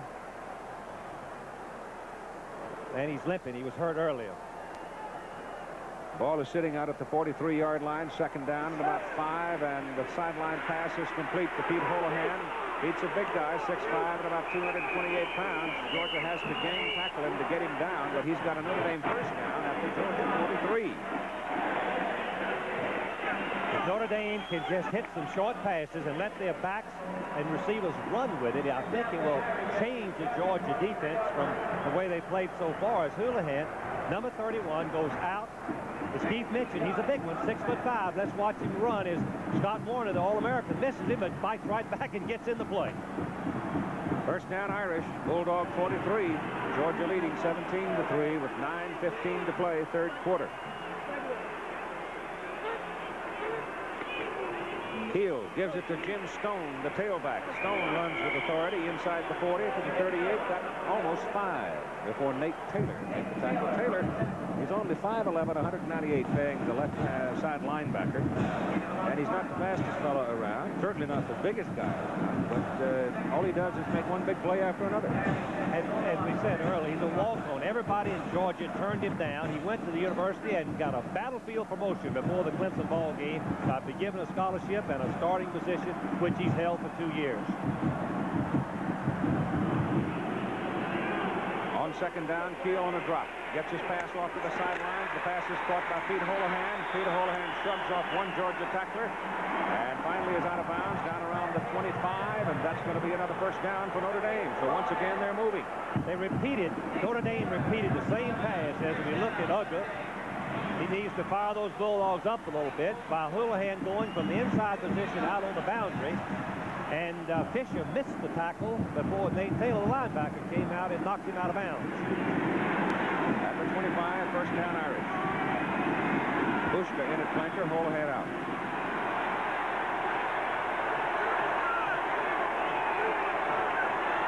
Sometimes hard to hear in this zone. Georgia had an 8-man front that time. The quick pass to the sidelines. Hunter steps out of bounds at the 20.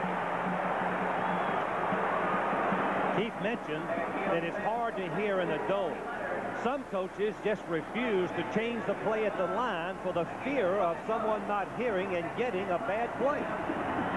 The noise bounces back down on the field from the roof, makes it very difficult.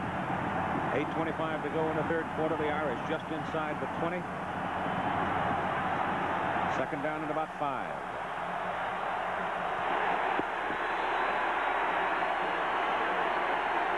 Fullback Sweeney goes in motion. Hits the ball to the tailback, Carter. Carter ducking in behind the fullback's block.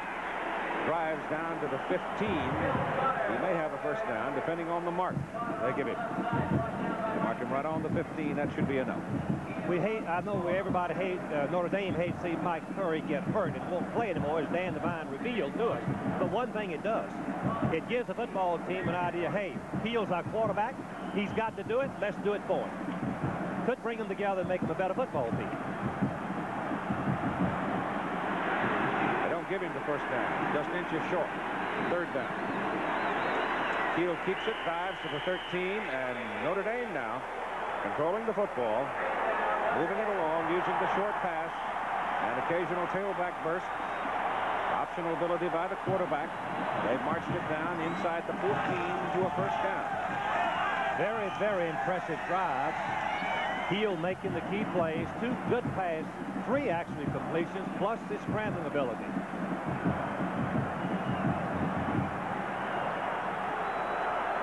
Just inside the 14. Hand the ball off. Fullback Buchanan is hit. Maybe a yard on the carry. Again, gang tackling by Georgia. The swarming Georgia defense.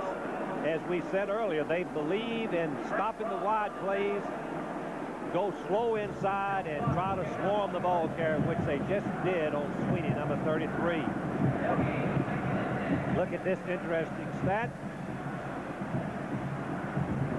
6 opponents this year at halftime. Jim Stone is coming at tailback as they go to the split back formation now with Carter leaving. Keel drops back, throws to Hunter. No, out of bounds.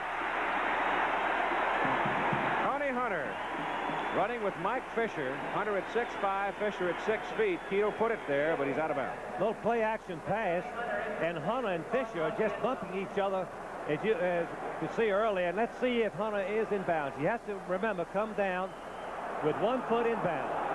Don't believe he did. He had the takeoff foot inbounds, but he did not possess the ball from that angle. Let's see what we see from here. Watch the little shoving going on right here. Let's see. No, I don't believe it was a legal play. Looked like an incomplete pass. 10th play in this possession by the Irish. Third down, loop to the corner for Holohan. And Pete cannot come up with it as he and Werner fought for the ball. Last time they threw that pass, Werner intercepted it. This time he had to fight for his life to knock it loose from Holohan. Werner's playing man for man, not watching the ball until the receiver jumps up. Watch him turn his head at the exact time the receiver jumps for the ball. And you can see that that's, in my judgment, that's close to interference. If he's not facing the passer, he cannot bump the receiver. 30-yard field goal attempt by Harry Oliver. He has a 50-yarder. He's 7 out of 7 from this distance on the season. Left hash mark, the left footer knocks it up and missed it. He missed it. So here's Notre Dame with a well-conceived drive, running off 11 plays, and they are turned away empty and still trailed by 14 as Georgia takes over. By Harry Oliver. Important thing is to judge from here when it goes by. It was no good, regardless of what your opinion might be. Now it looks like it's passing the goalpost outside. As it hooks later, it looks good from there, but it's long since gone by the uprights.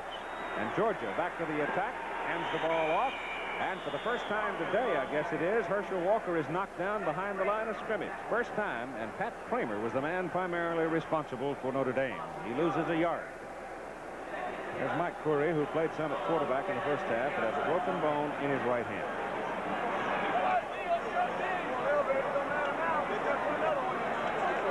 He's so pumped up, he feels nothing right now, I'm sure, except he can't grip the ball.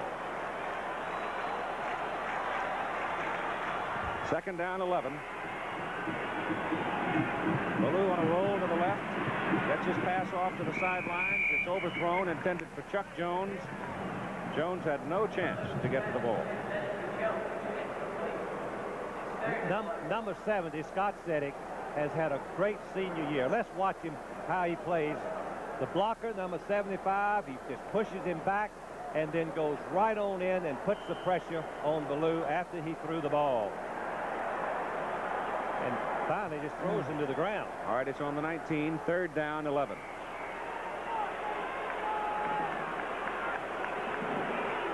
Ballou gives the ball to Walker. Walker can't find much room. Gets from the 19 out to about the 22. Taken down there by Tim Marshall. Now you see Curry's trying to throw the ball. Yeah. Maybe it's not a break, though I'm sure they must have x-rayed it.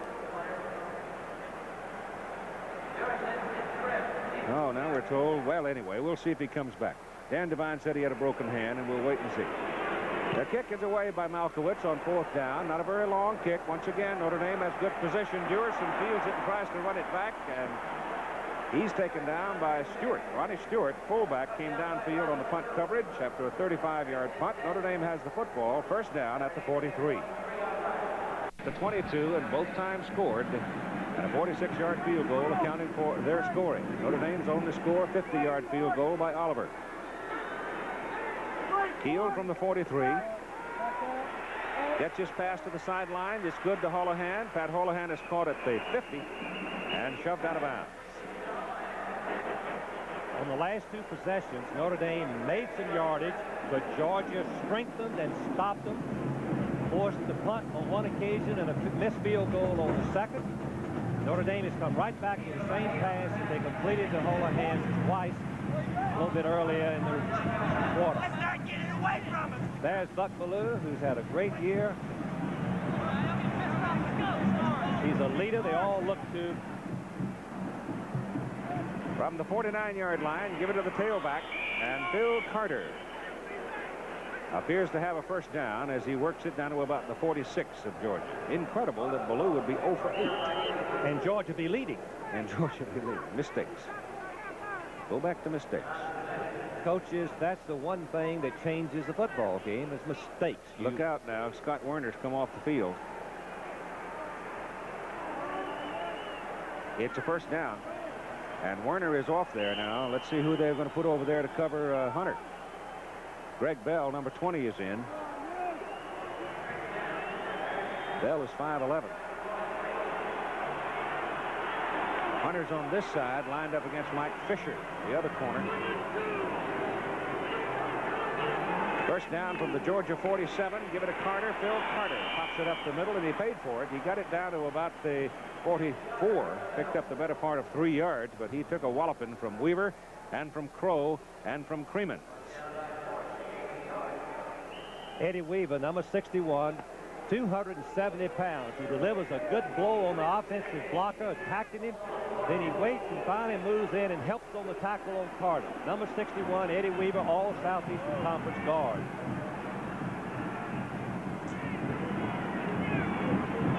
Blair Keel back to throw it, throws it short to the fullback Buchanan. Buchanan is caught by Welton and shoved out of bounds at the just inside the 40. That is just short of the first down. See the time running in the 3rd quarter. Georgia's been giving up some real estate to the Irish offense, but each time they have turned them back without letting them score. That's the Georgia strategy. They've used this same defense under Eric Russell for 17 years, and very successfully, I might add. Keel now with 99 yards on 10 completions and 19 tries. On 3rd and 2, Keel almost falls down. Weaver's after him, gets his pass off, and Holohan makes a sensational catch. Pete Holohan makes the catch down at the 30, and Notre Dame keeps the drive alive. Terrific catch by Pete. Pete had to have great concentration because the ball was thrown way behind him. Short yardage. Notre Dame decided to go for a running action pass, and Holohan is going to see the ball being thrown behind him. He turns and leaps back, concentrates, pulls it in for the completion.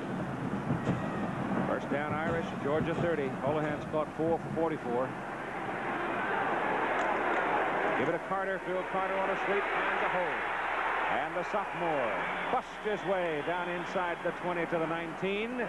Buchanan, a fullback, led him through the right side. What we should mention again, this is the 3rd possession this quarter for Notre Dame. This is the 3rd good drive that they have put forth. They came away empty on the other 2. Let's see what happens with first down on the 19. And you begin to wonder is whether or not the Georgia defense might be getting a little tired. And after a long time in the 3rd quarter. First down at the Georgia 19. It's the tailback Carter. Carter actually fell over his own man. He fell over Sweeney, the fullback. Here's Bill Fleming. Keith, I just talked to Mike Corey. I asked him about the hand. He said, well, it hurts a little bit, but I think I could play. I said, was it broken? He said, yeah, I'm afraid so. The x-rays show that we do have a fracture here. So I don't think we'll see him again. Okay, Bill, thank you very much. It clears that up. Scott Warner is back in the ball game at left halfback for Georgia. And he goes up against Tony Hunter. Man for man. Man for man. That's right. He's right facing. Heel back, looking for Hunter. Goes to him, and Hunter's got it. And Hunter's loose, and Hunter's inside the 5. First and goal to go, Notre Dame. And that time, Hunter put a little move inside, went outside. The pass was perfect, and this time Tony won it. Watch this play. Just a perfect execution. You see Warner playing him man for man, meaning he's ignoring the pass. He watches it, and as soon as Hunter makes the break, he makes the break with him, but the ball is perfectly thrown. Good catch, but watch Hunter. You can see what a great athlete he is. He nearly scores with the football. First and goal to go at the 2. Carter. Oh, not much there. It looked like there are 11 red shirts waiting for it. And I might add, the Georgia band has picked up their noise right now, which is not going to be any help to Notre Dame hearing the snap count.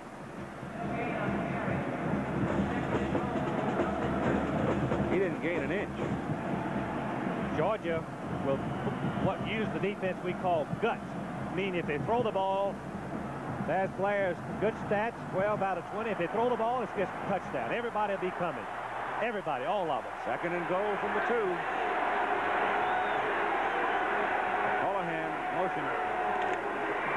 Tailback, Carter. Penalty flag.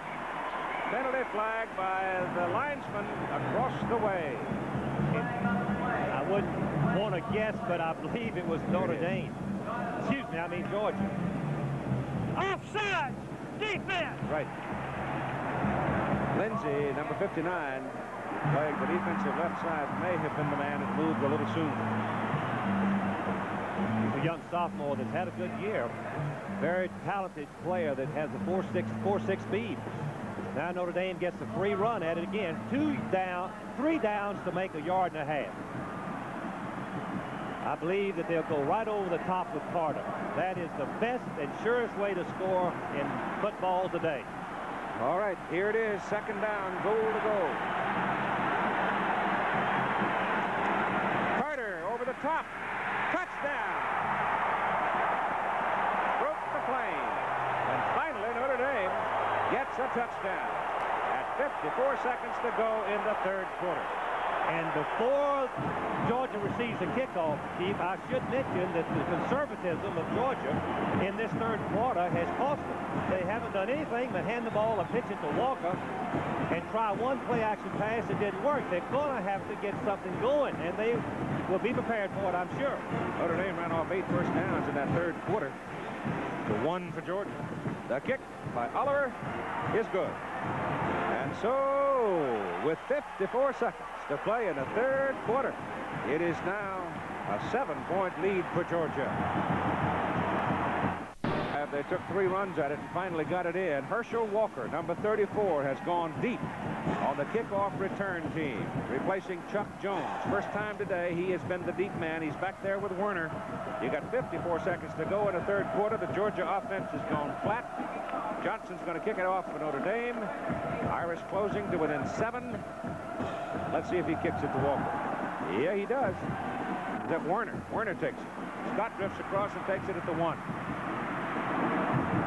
Tried to get through that first wave, but the Irish got him up around the 24. John Mosley brought him down. Notre Dame in that 3rd quarter, as the time is about to run off here, had the ball 9 minutes and 38 seconds. Georgia 4:28. Georgia's going to have it a little more because of the time remaining. Georgia just went into a shell with their offense. They was backed up deep, and they thought their defense could hold Notre Dame. Yeah, but Notre Dame's big and strong, and they'll wear out your defense if you let them keep beating on you. That's a valid point. The bigger the players are, usually the better they play in the 4th quarter.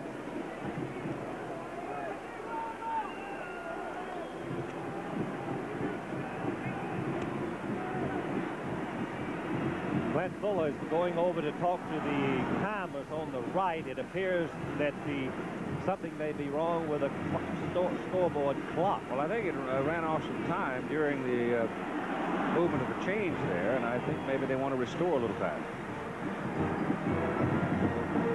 Gets back to the clock. 14 seconds. seconds will be added back to the clock. Okay, that's exactly what happened. They ran off 14 seconds. So instead of 35, you got 49 to play in the third quarter. Well, I'm not sure Georgia likes that. They might want to get the game over, but that is a defeatist attitude, and they shouldn't. They've got to feel like one more touchdown is necessary if they're going to be national champions. And we'll see what they're made of. They've come through in 11 straight ball games, and they know what it is to be behind and come forward. They're not behind on the scoreboard, but they are at the moment behind on that mysterious element that we're all wont to call momentum. And momentum is the key of any football game.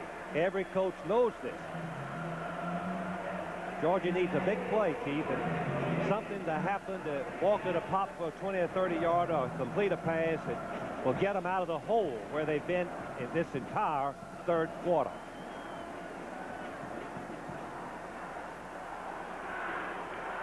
Herschel Walker has already had a big day, running for 121 yards on 23 carries. He's just a sensational football player that far exceeds anything we ever thought a freshman could accomplish. All right, first down from the 24 for Georgia. Lou looks over the Irish defense, a four-man front. It's a 4-4 setup. They give it to Walker. Walker gets one good block. Now there are two Irishmen after him, and they've got him as he gets back to about the line of scrimmage. It was Hankard and Krim waiting for him, and they got him. And the reason that they were able to make the play, Dave Durson pulled the string on the fullback by coming in and forcing Walker to give ground, giving Hankard and his teammate time to get outside and make the play. The Notre Dame defense, as much as anything, been able to pin Georgia up. You can take that tack, or you can say the Georgia offense went conservative. One of the cutters. Here's Walker dancing around trying to find a little daylight in the middle. It was Bob Crable who penetrated on it, made Walker change directions, forced him back into the crowd, and they got him at the 27. Bob Crable, number 43, a consensus All-American, a very spirited player. His job is to read the play, probably collision the blocker if there's one there, and make the play on Walker. And all he did really was trip him up. Walker made just enough cut to make him miss him with his headgear. It is third down and 7. Ballou looking for somebody to throw to. They don't have any time to throw. He's going to be sacked by John Hankard. It is the 4th sack by the Notre Dame defense, and Ballou is buried all the way back at the 7. The third quarter is done.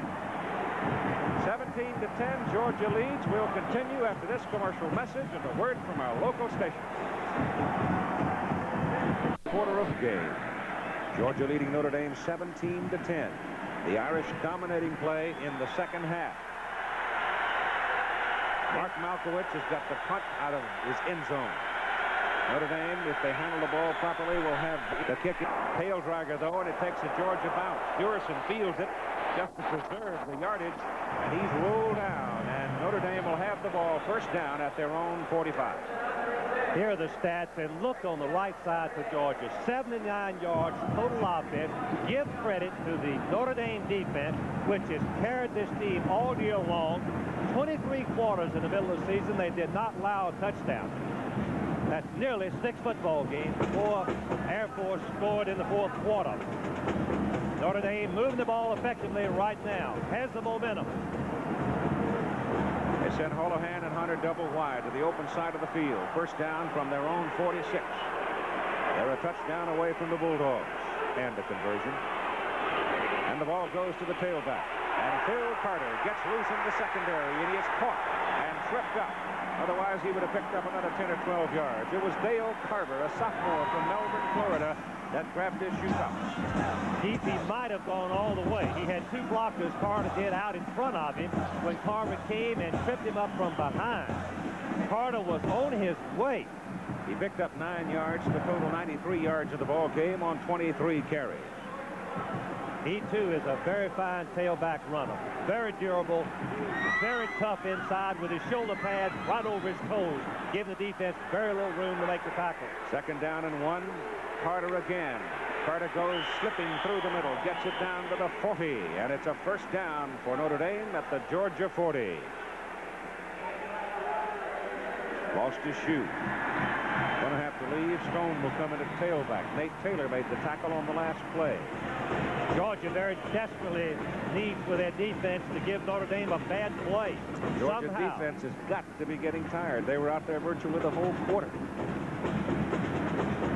Notre Dame is getting, the offensive line are getting a good movement.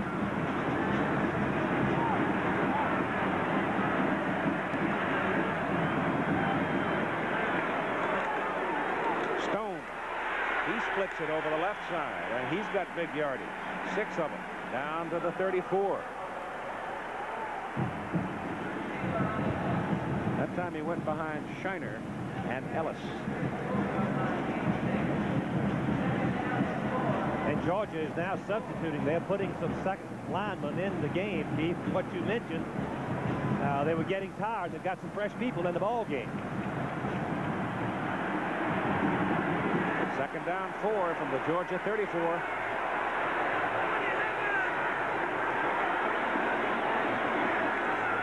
Blair Keel. Got to keep it. Whoa, that's a dandy little move by the Notre Dame quarterback as he juked the Georgia man. And he goes down the field for a first down for the Irish at the Georgia 28. Tony Hunter, the wide receiver, number 85, came back and made a beautiful block, which helped Keel pick up the needed yardage for the first down. Now the Georgia first-string linemen are coming back in the ball game. Jeff Falk, number 15, warming up there for Georgia. He's a little bigger than Buck. Jim Stone has it. He's got 2 to the 26 in this second half of play. Notre Dame has run off 10 first downs. Georgia 1. In the ball game, 17 first downs against 6 in favor of the Irish. Frank Ross, the senior linebacker and captain, is the one who directs the team, and he's also a very fine football player. His job, read the football, plug the hole, and make the tackle on Stone, number 42. Wraps him up and pulls him to the ground. Second down 8. Carter breaks a tackle, gets close to the 20. It's going to be third down and more than 2, close to 3. 3rd and 2 has been a very critical down, Keith, in earlier goings for Notre Dame. In fact, they have failed on most of their 3rd and 2 situations by running. They came out and threw in the 3rd quarter on 3rd and 2 and made the first down. This is almost 3. Carter now 103 yards in the ball game for the Irish.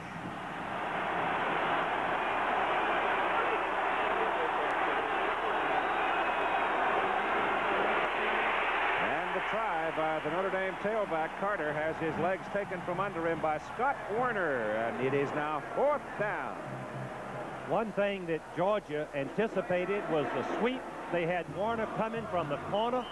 Notre Dame is going for the field goal. They're going to go for the 3 in a 17-10 ball game. This is the 4th possession of the quarter. Notre Dame has of the half, and Notre Dame has moved the ball on each occasion, only getting 3 points so far. This is another 3-point opportunity. Oliver today has kicked a 50-yarder, missed a 48-yarder, was blocked actually, and missed a 30-yarder. And here's the kick from 38 yards, and it is no good. It is no good.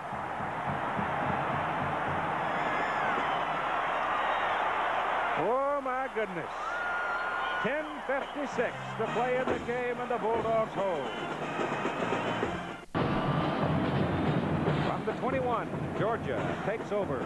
And the Georgia faithful, who were lucky enough to get inside the dome to watch the ball game today, standing and roaring for their team. Bulldogs lead 17-10. Their offense has been nil so far in the second half. Buck Ballou yet to complete a pass today. Having trouble getting loose. A penalty flag is down. Ballou is caught back at the line of scrimmage again and dropped at the 16. Now we get another penalty flag. And I think the second one is against the Notre Dame player. I don't know what the first one was, but it looked to me like Scott Zedek came in there a little bit late. And Fisher was standing there and threw a flag right on his back. Notre Dame, of course, I don't know what the fella said to Scott, you know, to get him stirred up. It is against Georgia, the first call. Unsportsmanlike conduct call goes against Notre Dame and Zedek. And Keith, we're going to see a mark off 5 yards, I would think. Back, a penalized Georgia, and 10 yards. Isn't that one of those where they add, subtract? It should be a 10-yard penalty against Notre Dame. Bulldogs lead 17-10. Their offense has been nil so far in the second half. Buck Ballou yet to complete a pass today.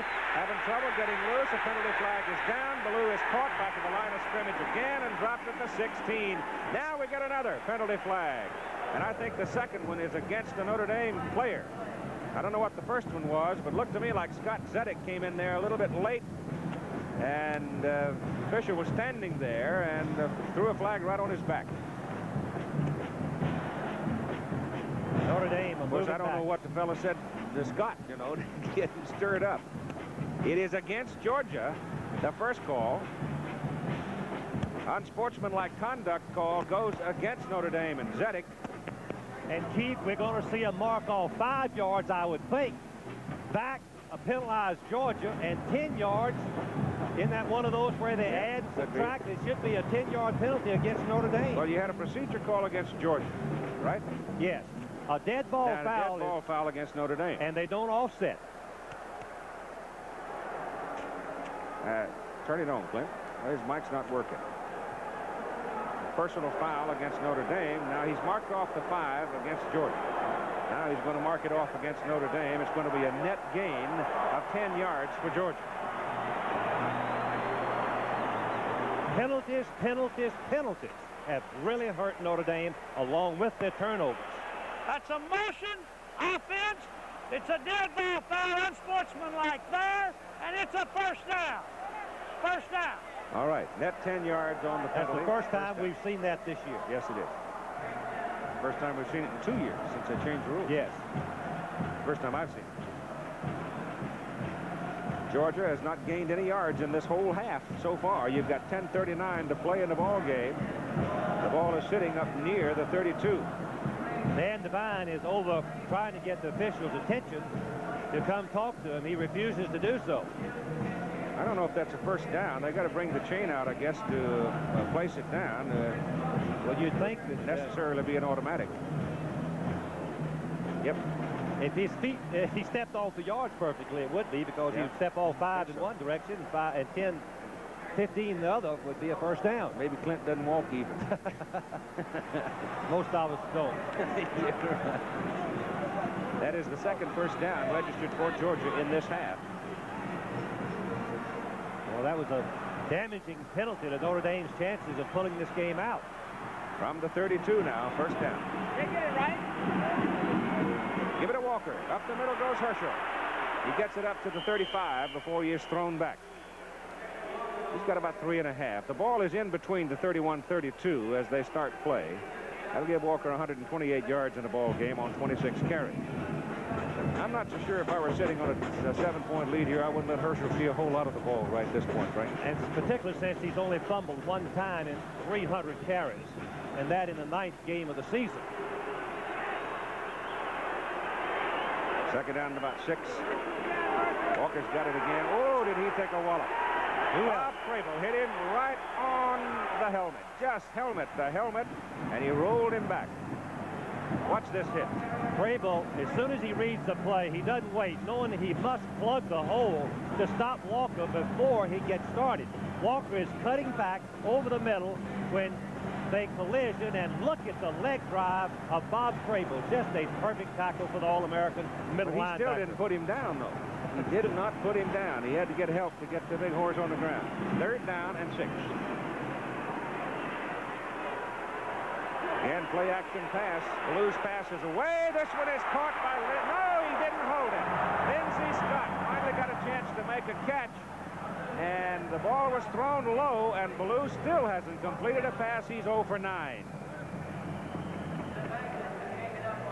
We have a Notre Dame player that's injured on the field as we watch it again. Ballou is throwing the ball to Lindsey Scott, outstanding wide receiver. He has it, but then I guess it falls out when he hits the ground. Or did he short hop it? Okay. Short hop it. Yeah, that's the combination, Scott and Ballou, that hooked up for the miracle in the Florida game. timeout for Notre Dame's Mark Zavagnin, the left linebacker, a sophomore out of Evergreen Park, Illinois, with 9 minutes and 12 seconds to play in what has been a crazy football game. Georgia leading 17-10. Don't find out about your auto insurance by accident. Ducks! Forms! Field, he's all right. Ballou beleaguered on the sidelines. 4th down for Georgia. Malkowitz is in to punt. Notre Dame should get good field position. They've got 10 up on the line. They're sending him. Heats on Malkowitz. Heats on the offensive line for Georgia. On the snapper. Snap is good. Pressure's on. Kick is away. Pretty good kick. Forces Krim into a fair catch. Back at his 26. So Malkowitz and the offensive line for Georgia delivered. There's Mark Zavagnin. He's all right. Had his bell rung a little. A 39-yard punt.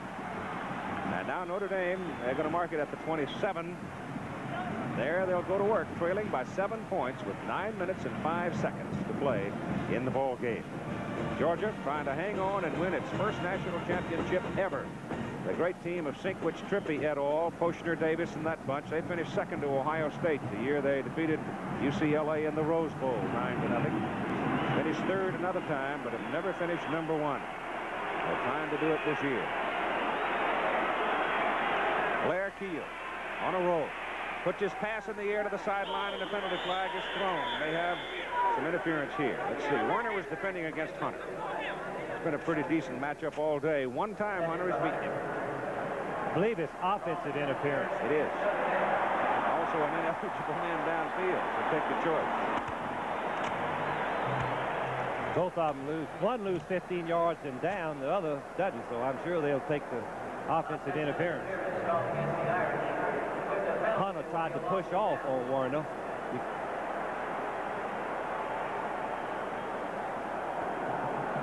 Holohan might have been the man that did done pushing. It's against Notre Dame. Offensive interference, and it backs the football up to the 13-yard line. Notre Dame 7 flags and 64 yards. Georgia 5 flags and 27 yards, and it's second down. They've got to go to the 38-37 to get the first down. Keel with a strong arm goes deep for Hunter. It is intercepted. Picked off by Mike Fisher, who read the play well, came around Hunter to make the interception. And it's turnovers that are killing the Irish. Keith, only a football coach can fully appreciate this play because the timing was perfect, meaning that Fisher stayed deep until the ball was thrown up. Watch 31 break in front of him. He kept protection deep, but when the ball was thrown front, he came in front and made the interception. A very outstanding play. He made 2 against Florida to save the game there. So the man of the moment is Mike Fisher. But let's see what Ballou can do. Can he finally get the Georgia offense going? He's going deep for the corner, throwing for half final, and it's almost picked off by Tom Gibbons. Tom can't hang on to it. And it's second down. And once again, Ballou pays for having the privilege of throwing the pass. You're going to see Arnold. He's just trying to run it out and up on Gibbons, number 27, the captain of the team. It's very hard to get deep on a safety man that's playing deep. Gibbons has it momentarily, but it falls out. But Ballou paid for it, as Keith said. Tim Marshall, number 77, the freshman, really decked him while he was throwing the ball. Jim Evans, a back judge, was flat of his back, having fallen down, but he had his eyes on the play. Second down and 10. It's Herschel Walker. Notre Dame looking for him. They get him at the 34. Marshall and Crable. There's the man that made that big interception. Mike Fisher was a walk-on. Transferred to Georgia as a freshman. Earned the scholarship, made the team, and made one of the most critical interceptions of anybody's lifetime, possibly saving Georgia's national championship hopes. Third down and 8. Up the middle goes Walker. Short of the first down. Brings up fourth down. Remember a fellow named Rex Robinson, number 5. He's coming out. He hit a 57-yarder against South Carolina to win the game. He hit a 57-yarder against Georgia Tech that figured in it. Well, he's 17 for 23 for the season. Today he made one from 46, and he missed one. This is a 48-yard field goal attempt, and it is huge. The importance of this kick is enormous. It is up high. It is long enough. It is no good. It is no good. Wide, apparently to the right. Did not hook enough for it. Notre Dame takes over, trailing by 7. From the distance, kicking from 48 yards after having made a 46-yarder in the game. He hit it plenty long, but from that right hash mark, he didn't get any hook on it, and it stayed wide to the right. And Notre Dame stops Georgia. And we've got 7:29 to play in the football game, with Georgia leading 17-10. And the football is sitting on the 31-yard line of Notre Dame. And the Georgia defense has just swelled up and played their hearts out. They truly have.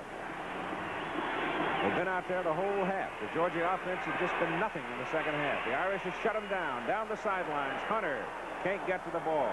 He's hollering about it. No interference. Southwest Conference official. Done a pretty good job, too, and it's been a temper-laden, tough football game. You're going to see Hunter. He's trying, that little delay fake was to make Werner slow up, and Werner did slow up, and actually Hip came over to prevent the touchdown, number 49, and Hunter, of course, is complaining that Werner interfered with him. It was close, but it wasn't intentional. Second down and 10 for the Irish from their own 31. Shotgun. Keel over the middle. Complete. Out to the 38 to Nick Veer, big tight end. Veer is a 246-pounder. Let's look at the last play on Hunter with Werner, the All-American halfback, number 19. The rule says if there's no intent to impede, it looks to me like that Werner knew he was beaten on the play and tried to block him from going deep momentarily, but he got away with it. Ball is up near the 39, third down and 2.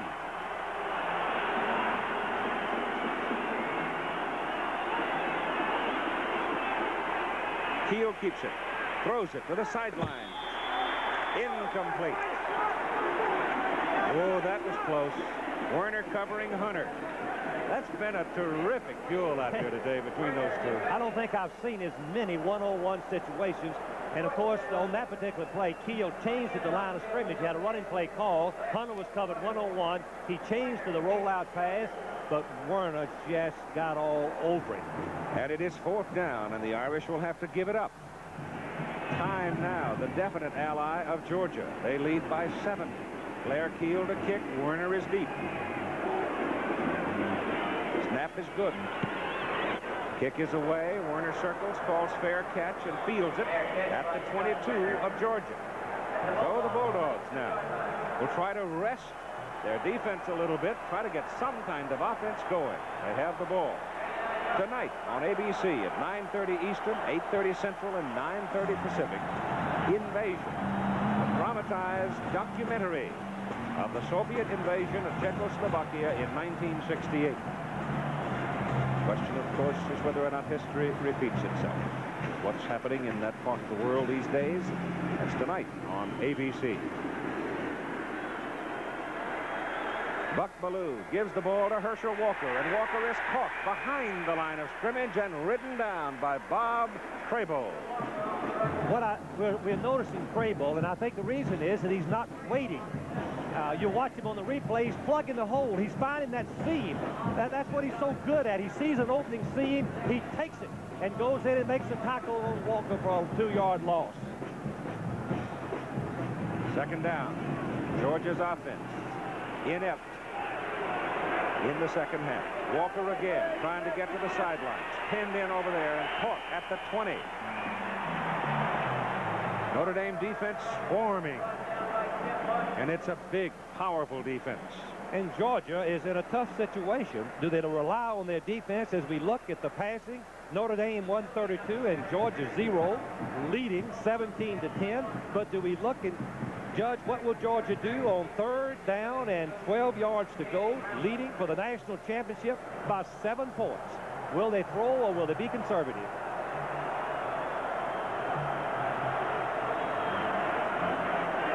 On the throw, Ballou puts it up deep. Pass is incomplete. Norris Brown, the tight end, going downfield. He didn't get close to that one. The other time he saw the ball, it went through his hand. Now Georgia will have to kick it. And once again, Notre Dame is going to get the football in good field position. Ballou now is 0 for 11. And we must say once again, the Georgia defense is going to be tested with very good field position, possibly at midfield. 5:16 to play. 2 men back, 9-man front. Now the Irish peel back, no pressure, and the kick is out.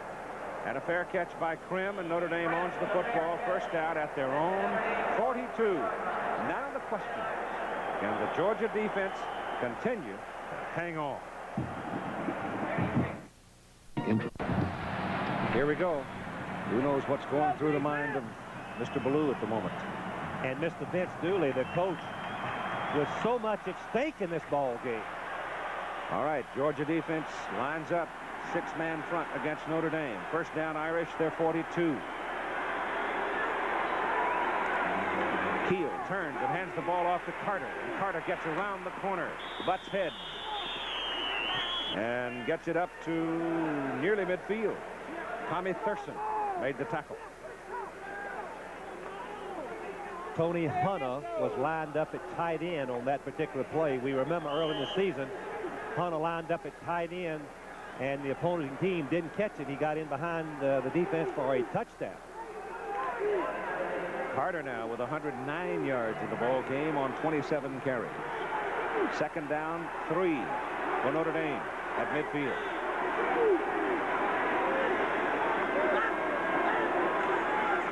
Keel keeping. Looks downfield. Caught. Dropped. Back at the 45. Eddie Weaver. Eddie Weaver, look at him make a tremendous play. The one thing that he's got to do is get away from the blocker, and that's hard to do when he grabs a little bit of your arm. But he has the quickness, and he just keeps coming, and finally slows Keel down enough to make the play. Now, inexperience cost Notre Dame on that play. Mastek was wide open on the bootleg pass, but Creel didn't have the patience to find him and hit him. Boss is back near the 45, and it's 3rd down and 8 out of the shotgun. Georgia coming, pass thrown short over the middle. Pass is caught by Nick Veer, brought down by Chris Welton, but it is short of the first down. It's going to be 4th down and short. You got to figure they go for it at 3.5 minutes to play in a ball game. Very definitely, and that was excellent execution on Keel's part. Georgia had the blitz. He was lined up in the shotgun keep where he could see the blitz. He just dropped it over the line to the tight end, Nick Veer. That's the kind of pass play that we thought Georgia might bring to the ballpark against Notre Dame. They could have used it earlier. 4th and 1 for the Irish.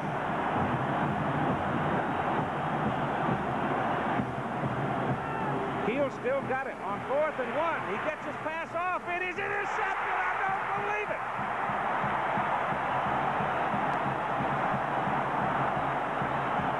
I don't believe it.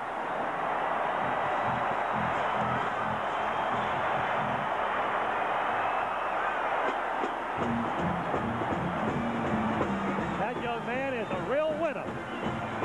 Scott Warner. On 4th and 1, Keel takes a deep drop under pressure, throws it up for grabs, and Warner intercepts it with 2:56 to play in the game. From the 34, Georgia's ball. Ballou on a run. Run all the way. Out of bounds, stopping the clock.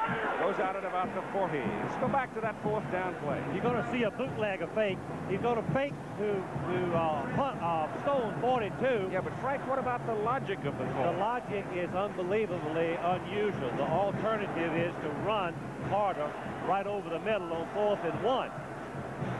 But Werner should not have intercepted it because it was 4th down. He forgot the down and distance because of the unusual call. That thing was as big as the moon up there for old Scott. Net free, he had to catch it. He's a human being. He just had to come down with it. On 2nd down, they give it inside to Herschel, and the Irish stopping short of the 1st down as he roots it out to about the 41. It's going to bring up 3rd down in about 2.5 or 3 as Kramer made the stop.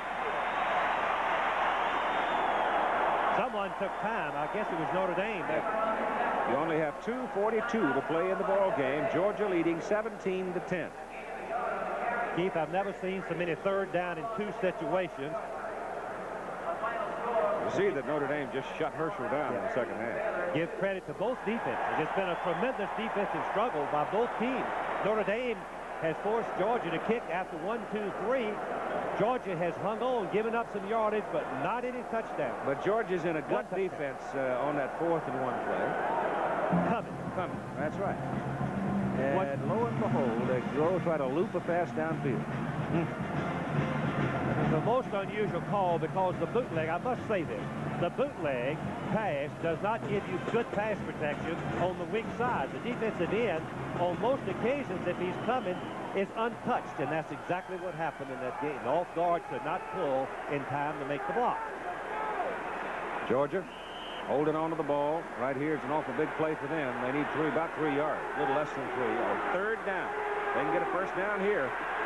It'll be an upset in the 2nd half, for one thing, but secondly, it'll give them a chance to run off time. They've had 2 so far. Here's Ballou on a keep. He gets away. He's got the 1st down. Well, he can't throw the ball today, but suddenly Buck's trying to run it, and he does with success, and that is a big 1st down for Georgia. Just a determined run by Ballou. Good blocking in the line. He wasn't going to throw the ball unless the receiver was wide open. Look at him. He's watching downfield, but he cuts back inside of Zabognin and keeps the ball for the 1st down. At the 46. Now you have 2:25 to play in the game. Walker is caught by Hankard, and they'll give his progress just about the line of scrimmage. The muscle of Notre Dame showed up as Jimmy Womack, the fullback, tried to block Hankard out, and he couldn't move him. Hankard just came inside and made the play. We've got a timeout on the field. Charge to Notre Dame with 2:16 to play in the game, and the Irish have 1 timeout remaining.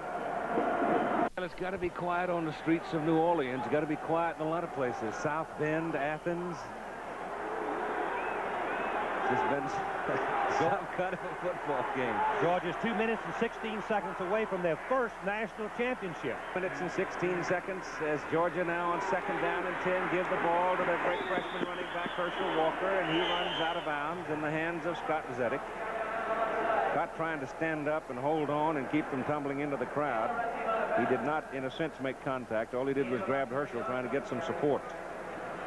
And you can watch for Notre Dame trying to tackle high, hoping that they can knock the ball loose and get good field position with a chance to score and possibly win the game.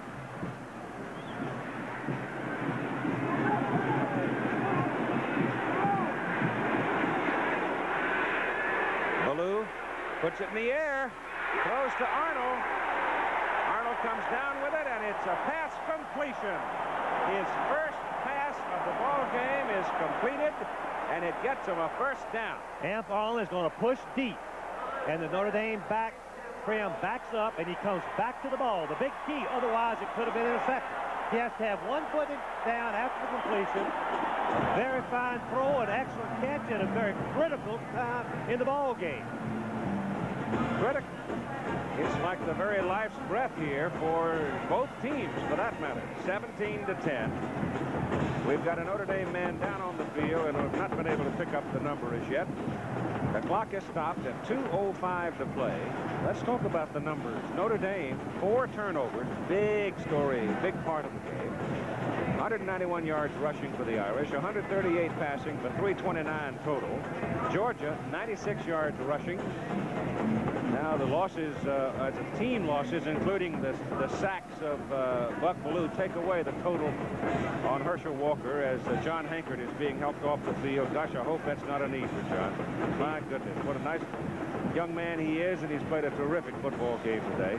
Played his heart out on every down. Just a high level of performance for this young man for 3 years that he started at that left end position. But the losses by Bellew of 49 reduced the total net yardage on the ground for Georgia to 96. They've only gained 7 yards in passing, and it was on that last pass completion, and how big it was. It got them a first down. 4 more snaps of the ball. The clock running now at 1:55 to play in the game, and a penalty flag flutters into the air as the play goes inside to Walker. Let's see about the penalty. While they're deciding, I should mention that under the rules in college football, the clock continues to run after the official steps off the penalty. Here it is. Here it is. Offside. Another mistake by the Irish. It'll cost them 5. The clock right now is stationary at 1:49 to play in the game. That's 8 flags and 69 yards against Notre Dame.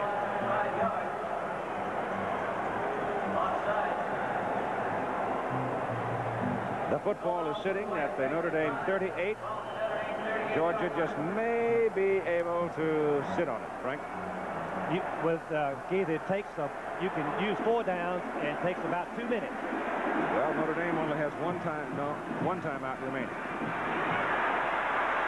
Here's Herschel Walker running all over the field. He just sticks his head down and burrows right into the 3 Notre Damers, but they tumble him out of bounds inside the 30. And that's going to be another first down as Rick Naylor and Dave Durison came across to get him. Walker now with 145 yards on 35 carries, and Georgia has 4 more snaps of the ball as Herschel Walker turned it upfield. 1:28 to play in the game. Keith, have you ever seen a freshman have such good poise to know that he had nothing, apparently nothing on the side of the blocking? Turn back and make the first down. Never. Well, I say never. Well, we haven't seen one this fast and big before, I promise you. I never have. No, nor have I. First down. Just inside the 30, and it's Walker again. Getting some blocking in front. Gets to the outside. Goes down at the 25. Got the better part of 5 yards on that carry, and he stays inbounds. And you've got 1:15 to play in the ball game. Ronnie Stewart going out onto the field. Jimmy Womack does not want to come out. Jimmy's coming. It's his birthday. And he's played a terrific game. And the fullbacks, as we've said many, many times, have to take great pride to be the blocker in the I formation. Walker is coming out, and Carney Norris goes in at tailback. Walker comes out. 36 carries, 150 yards, 50 seconds to play in the game. Georgia students and Georgia partisans moving down to the sideline. 40 seconds to play in the ball game. Georgia has never finished a season ranked #1. And now time is called. Keith, I want to just congratulate, hoping that it turns out as it looks like it is, Vince Dooley, who's a credit to the coaching profession. Highly respected and admired by everybody in the game. They mark off the 5-yard delay of game penalty against Georgia. Crowd is swarming down onto the edge of the field.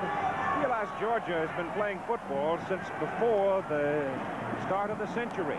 Been a lot of Notre Damers figure in their football history. Guys like Mayer and Late, Jim Crowley, all coached at Georgia. All coached there. Pop Warner coached there. Produced Georgia's first undefeated team. Over the years, Wally Butts and the great seasons that he had. Georgia running out the clock. 35 seconds. Just 35 ticks away. And the Georgia Bulldogs figure to finish #1 in the polls because they'll be the only team in the country that won all 12 of their games. I'm sure that Jackie Sherrill and his Pitt Panthers, Notre Dame spends its last time out with 33 seconds to play. I'm sure Jackie Sherrill and his Pitt Panthers feel they are as good as anybody in the country. But they lost a football game at Florida State, 36-22. Florida State, I'm sure, feels they are as good as anybody in the country. But they lost a football game to Miami by a single point. And they must play Oklahoma tonight in the Orange Bowl. Michigan with a tremendous finish toward the end of the season. But they lost 2 football games. Keith, I think what you're saying is that there are a lot of fine football teams in this country, and many of them are practically equal, and in any occasion could win the national championship. Herschel Walker has been named the MVP of the Sugar Bowl. 150 yards on 36 carries and 2 touchdowns. There was a picture of Dan Devine, and I want to say, and I've said it before, Dan Devine is a great football coach. He has always handled himself and his team with dignity, with grace, and with style. We'll miss him in the coaching profession, and I hope that he comes back after a year. It is 3rd down and about 11 for Georgia after the penalty. Ballou rolls it out. He just wants to run around and kill the clock. He's going to run as long as he can, keeping in the field of play. Notre Dame with no more timeouts remaining. We're now inside 25 seconds, and Georgia can stand there and exult as the time ticks away. And a team won the national championship without making mistakes, Keith. That's what you talked about. They didn't make mistakes, and Notre Dame did. The crowd, almost uncontrollable, comes storming onto the field to surround both teams. The game is over. Georgia has won 17-10.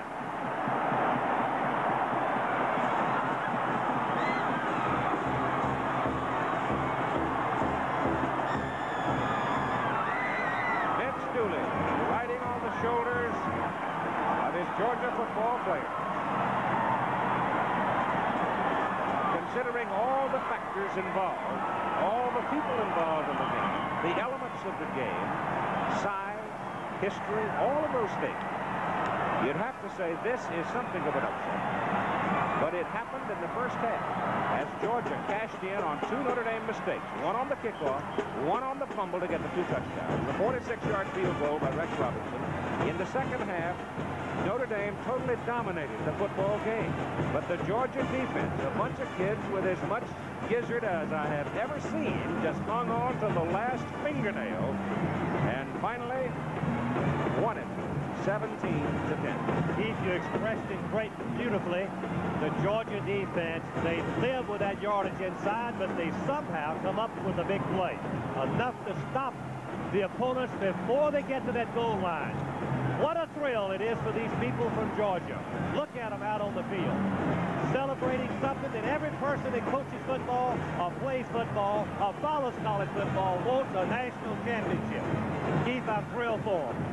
But I will say this, too. How many times that school right there at the top of that picture, Notre Dame, has figured in championship games. They came here first to the Sugar Bowl. They beat Alabama as Ara Farsigian gambled with Clements throwing out of the end zone and won 24-23. Today, a lot of people thought they would win here. They had really no chance at a national championship. But the thing I am sure that makes this a bigger thing for the folks who support the Georgia Bulldogs is the fact that they beat Notre Dame. I mean, that's a mark of pride right there. Yes, with Notre Dame 4 times in the 70s, won in the game that meant the national championship or took the game or the national championship away from the opponents. To beat Notre Dame for the national championship will always be remembered by every Georgia fan. And they are soaking up the glory right now. You betcha. We will stay for the presentation of the team award and the most valuable player award. I believe that's a sea of red, the most I've ever seen out on the field. Well, you've been involved in a few seas of red, haven't you? Oh, I tell you what, it looks like that Moses walked out there and parted the waves so that Georgia could win. But Georgia has been a Cinderella team, and that's what it takes in the game of football today. You can't win 12 football games, as you said earlier in the telecast, without a lot of luck. Georgia had it, but when they had to have the guts and the determination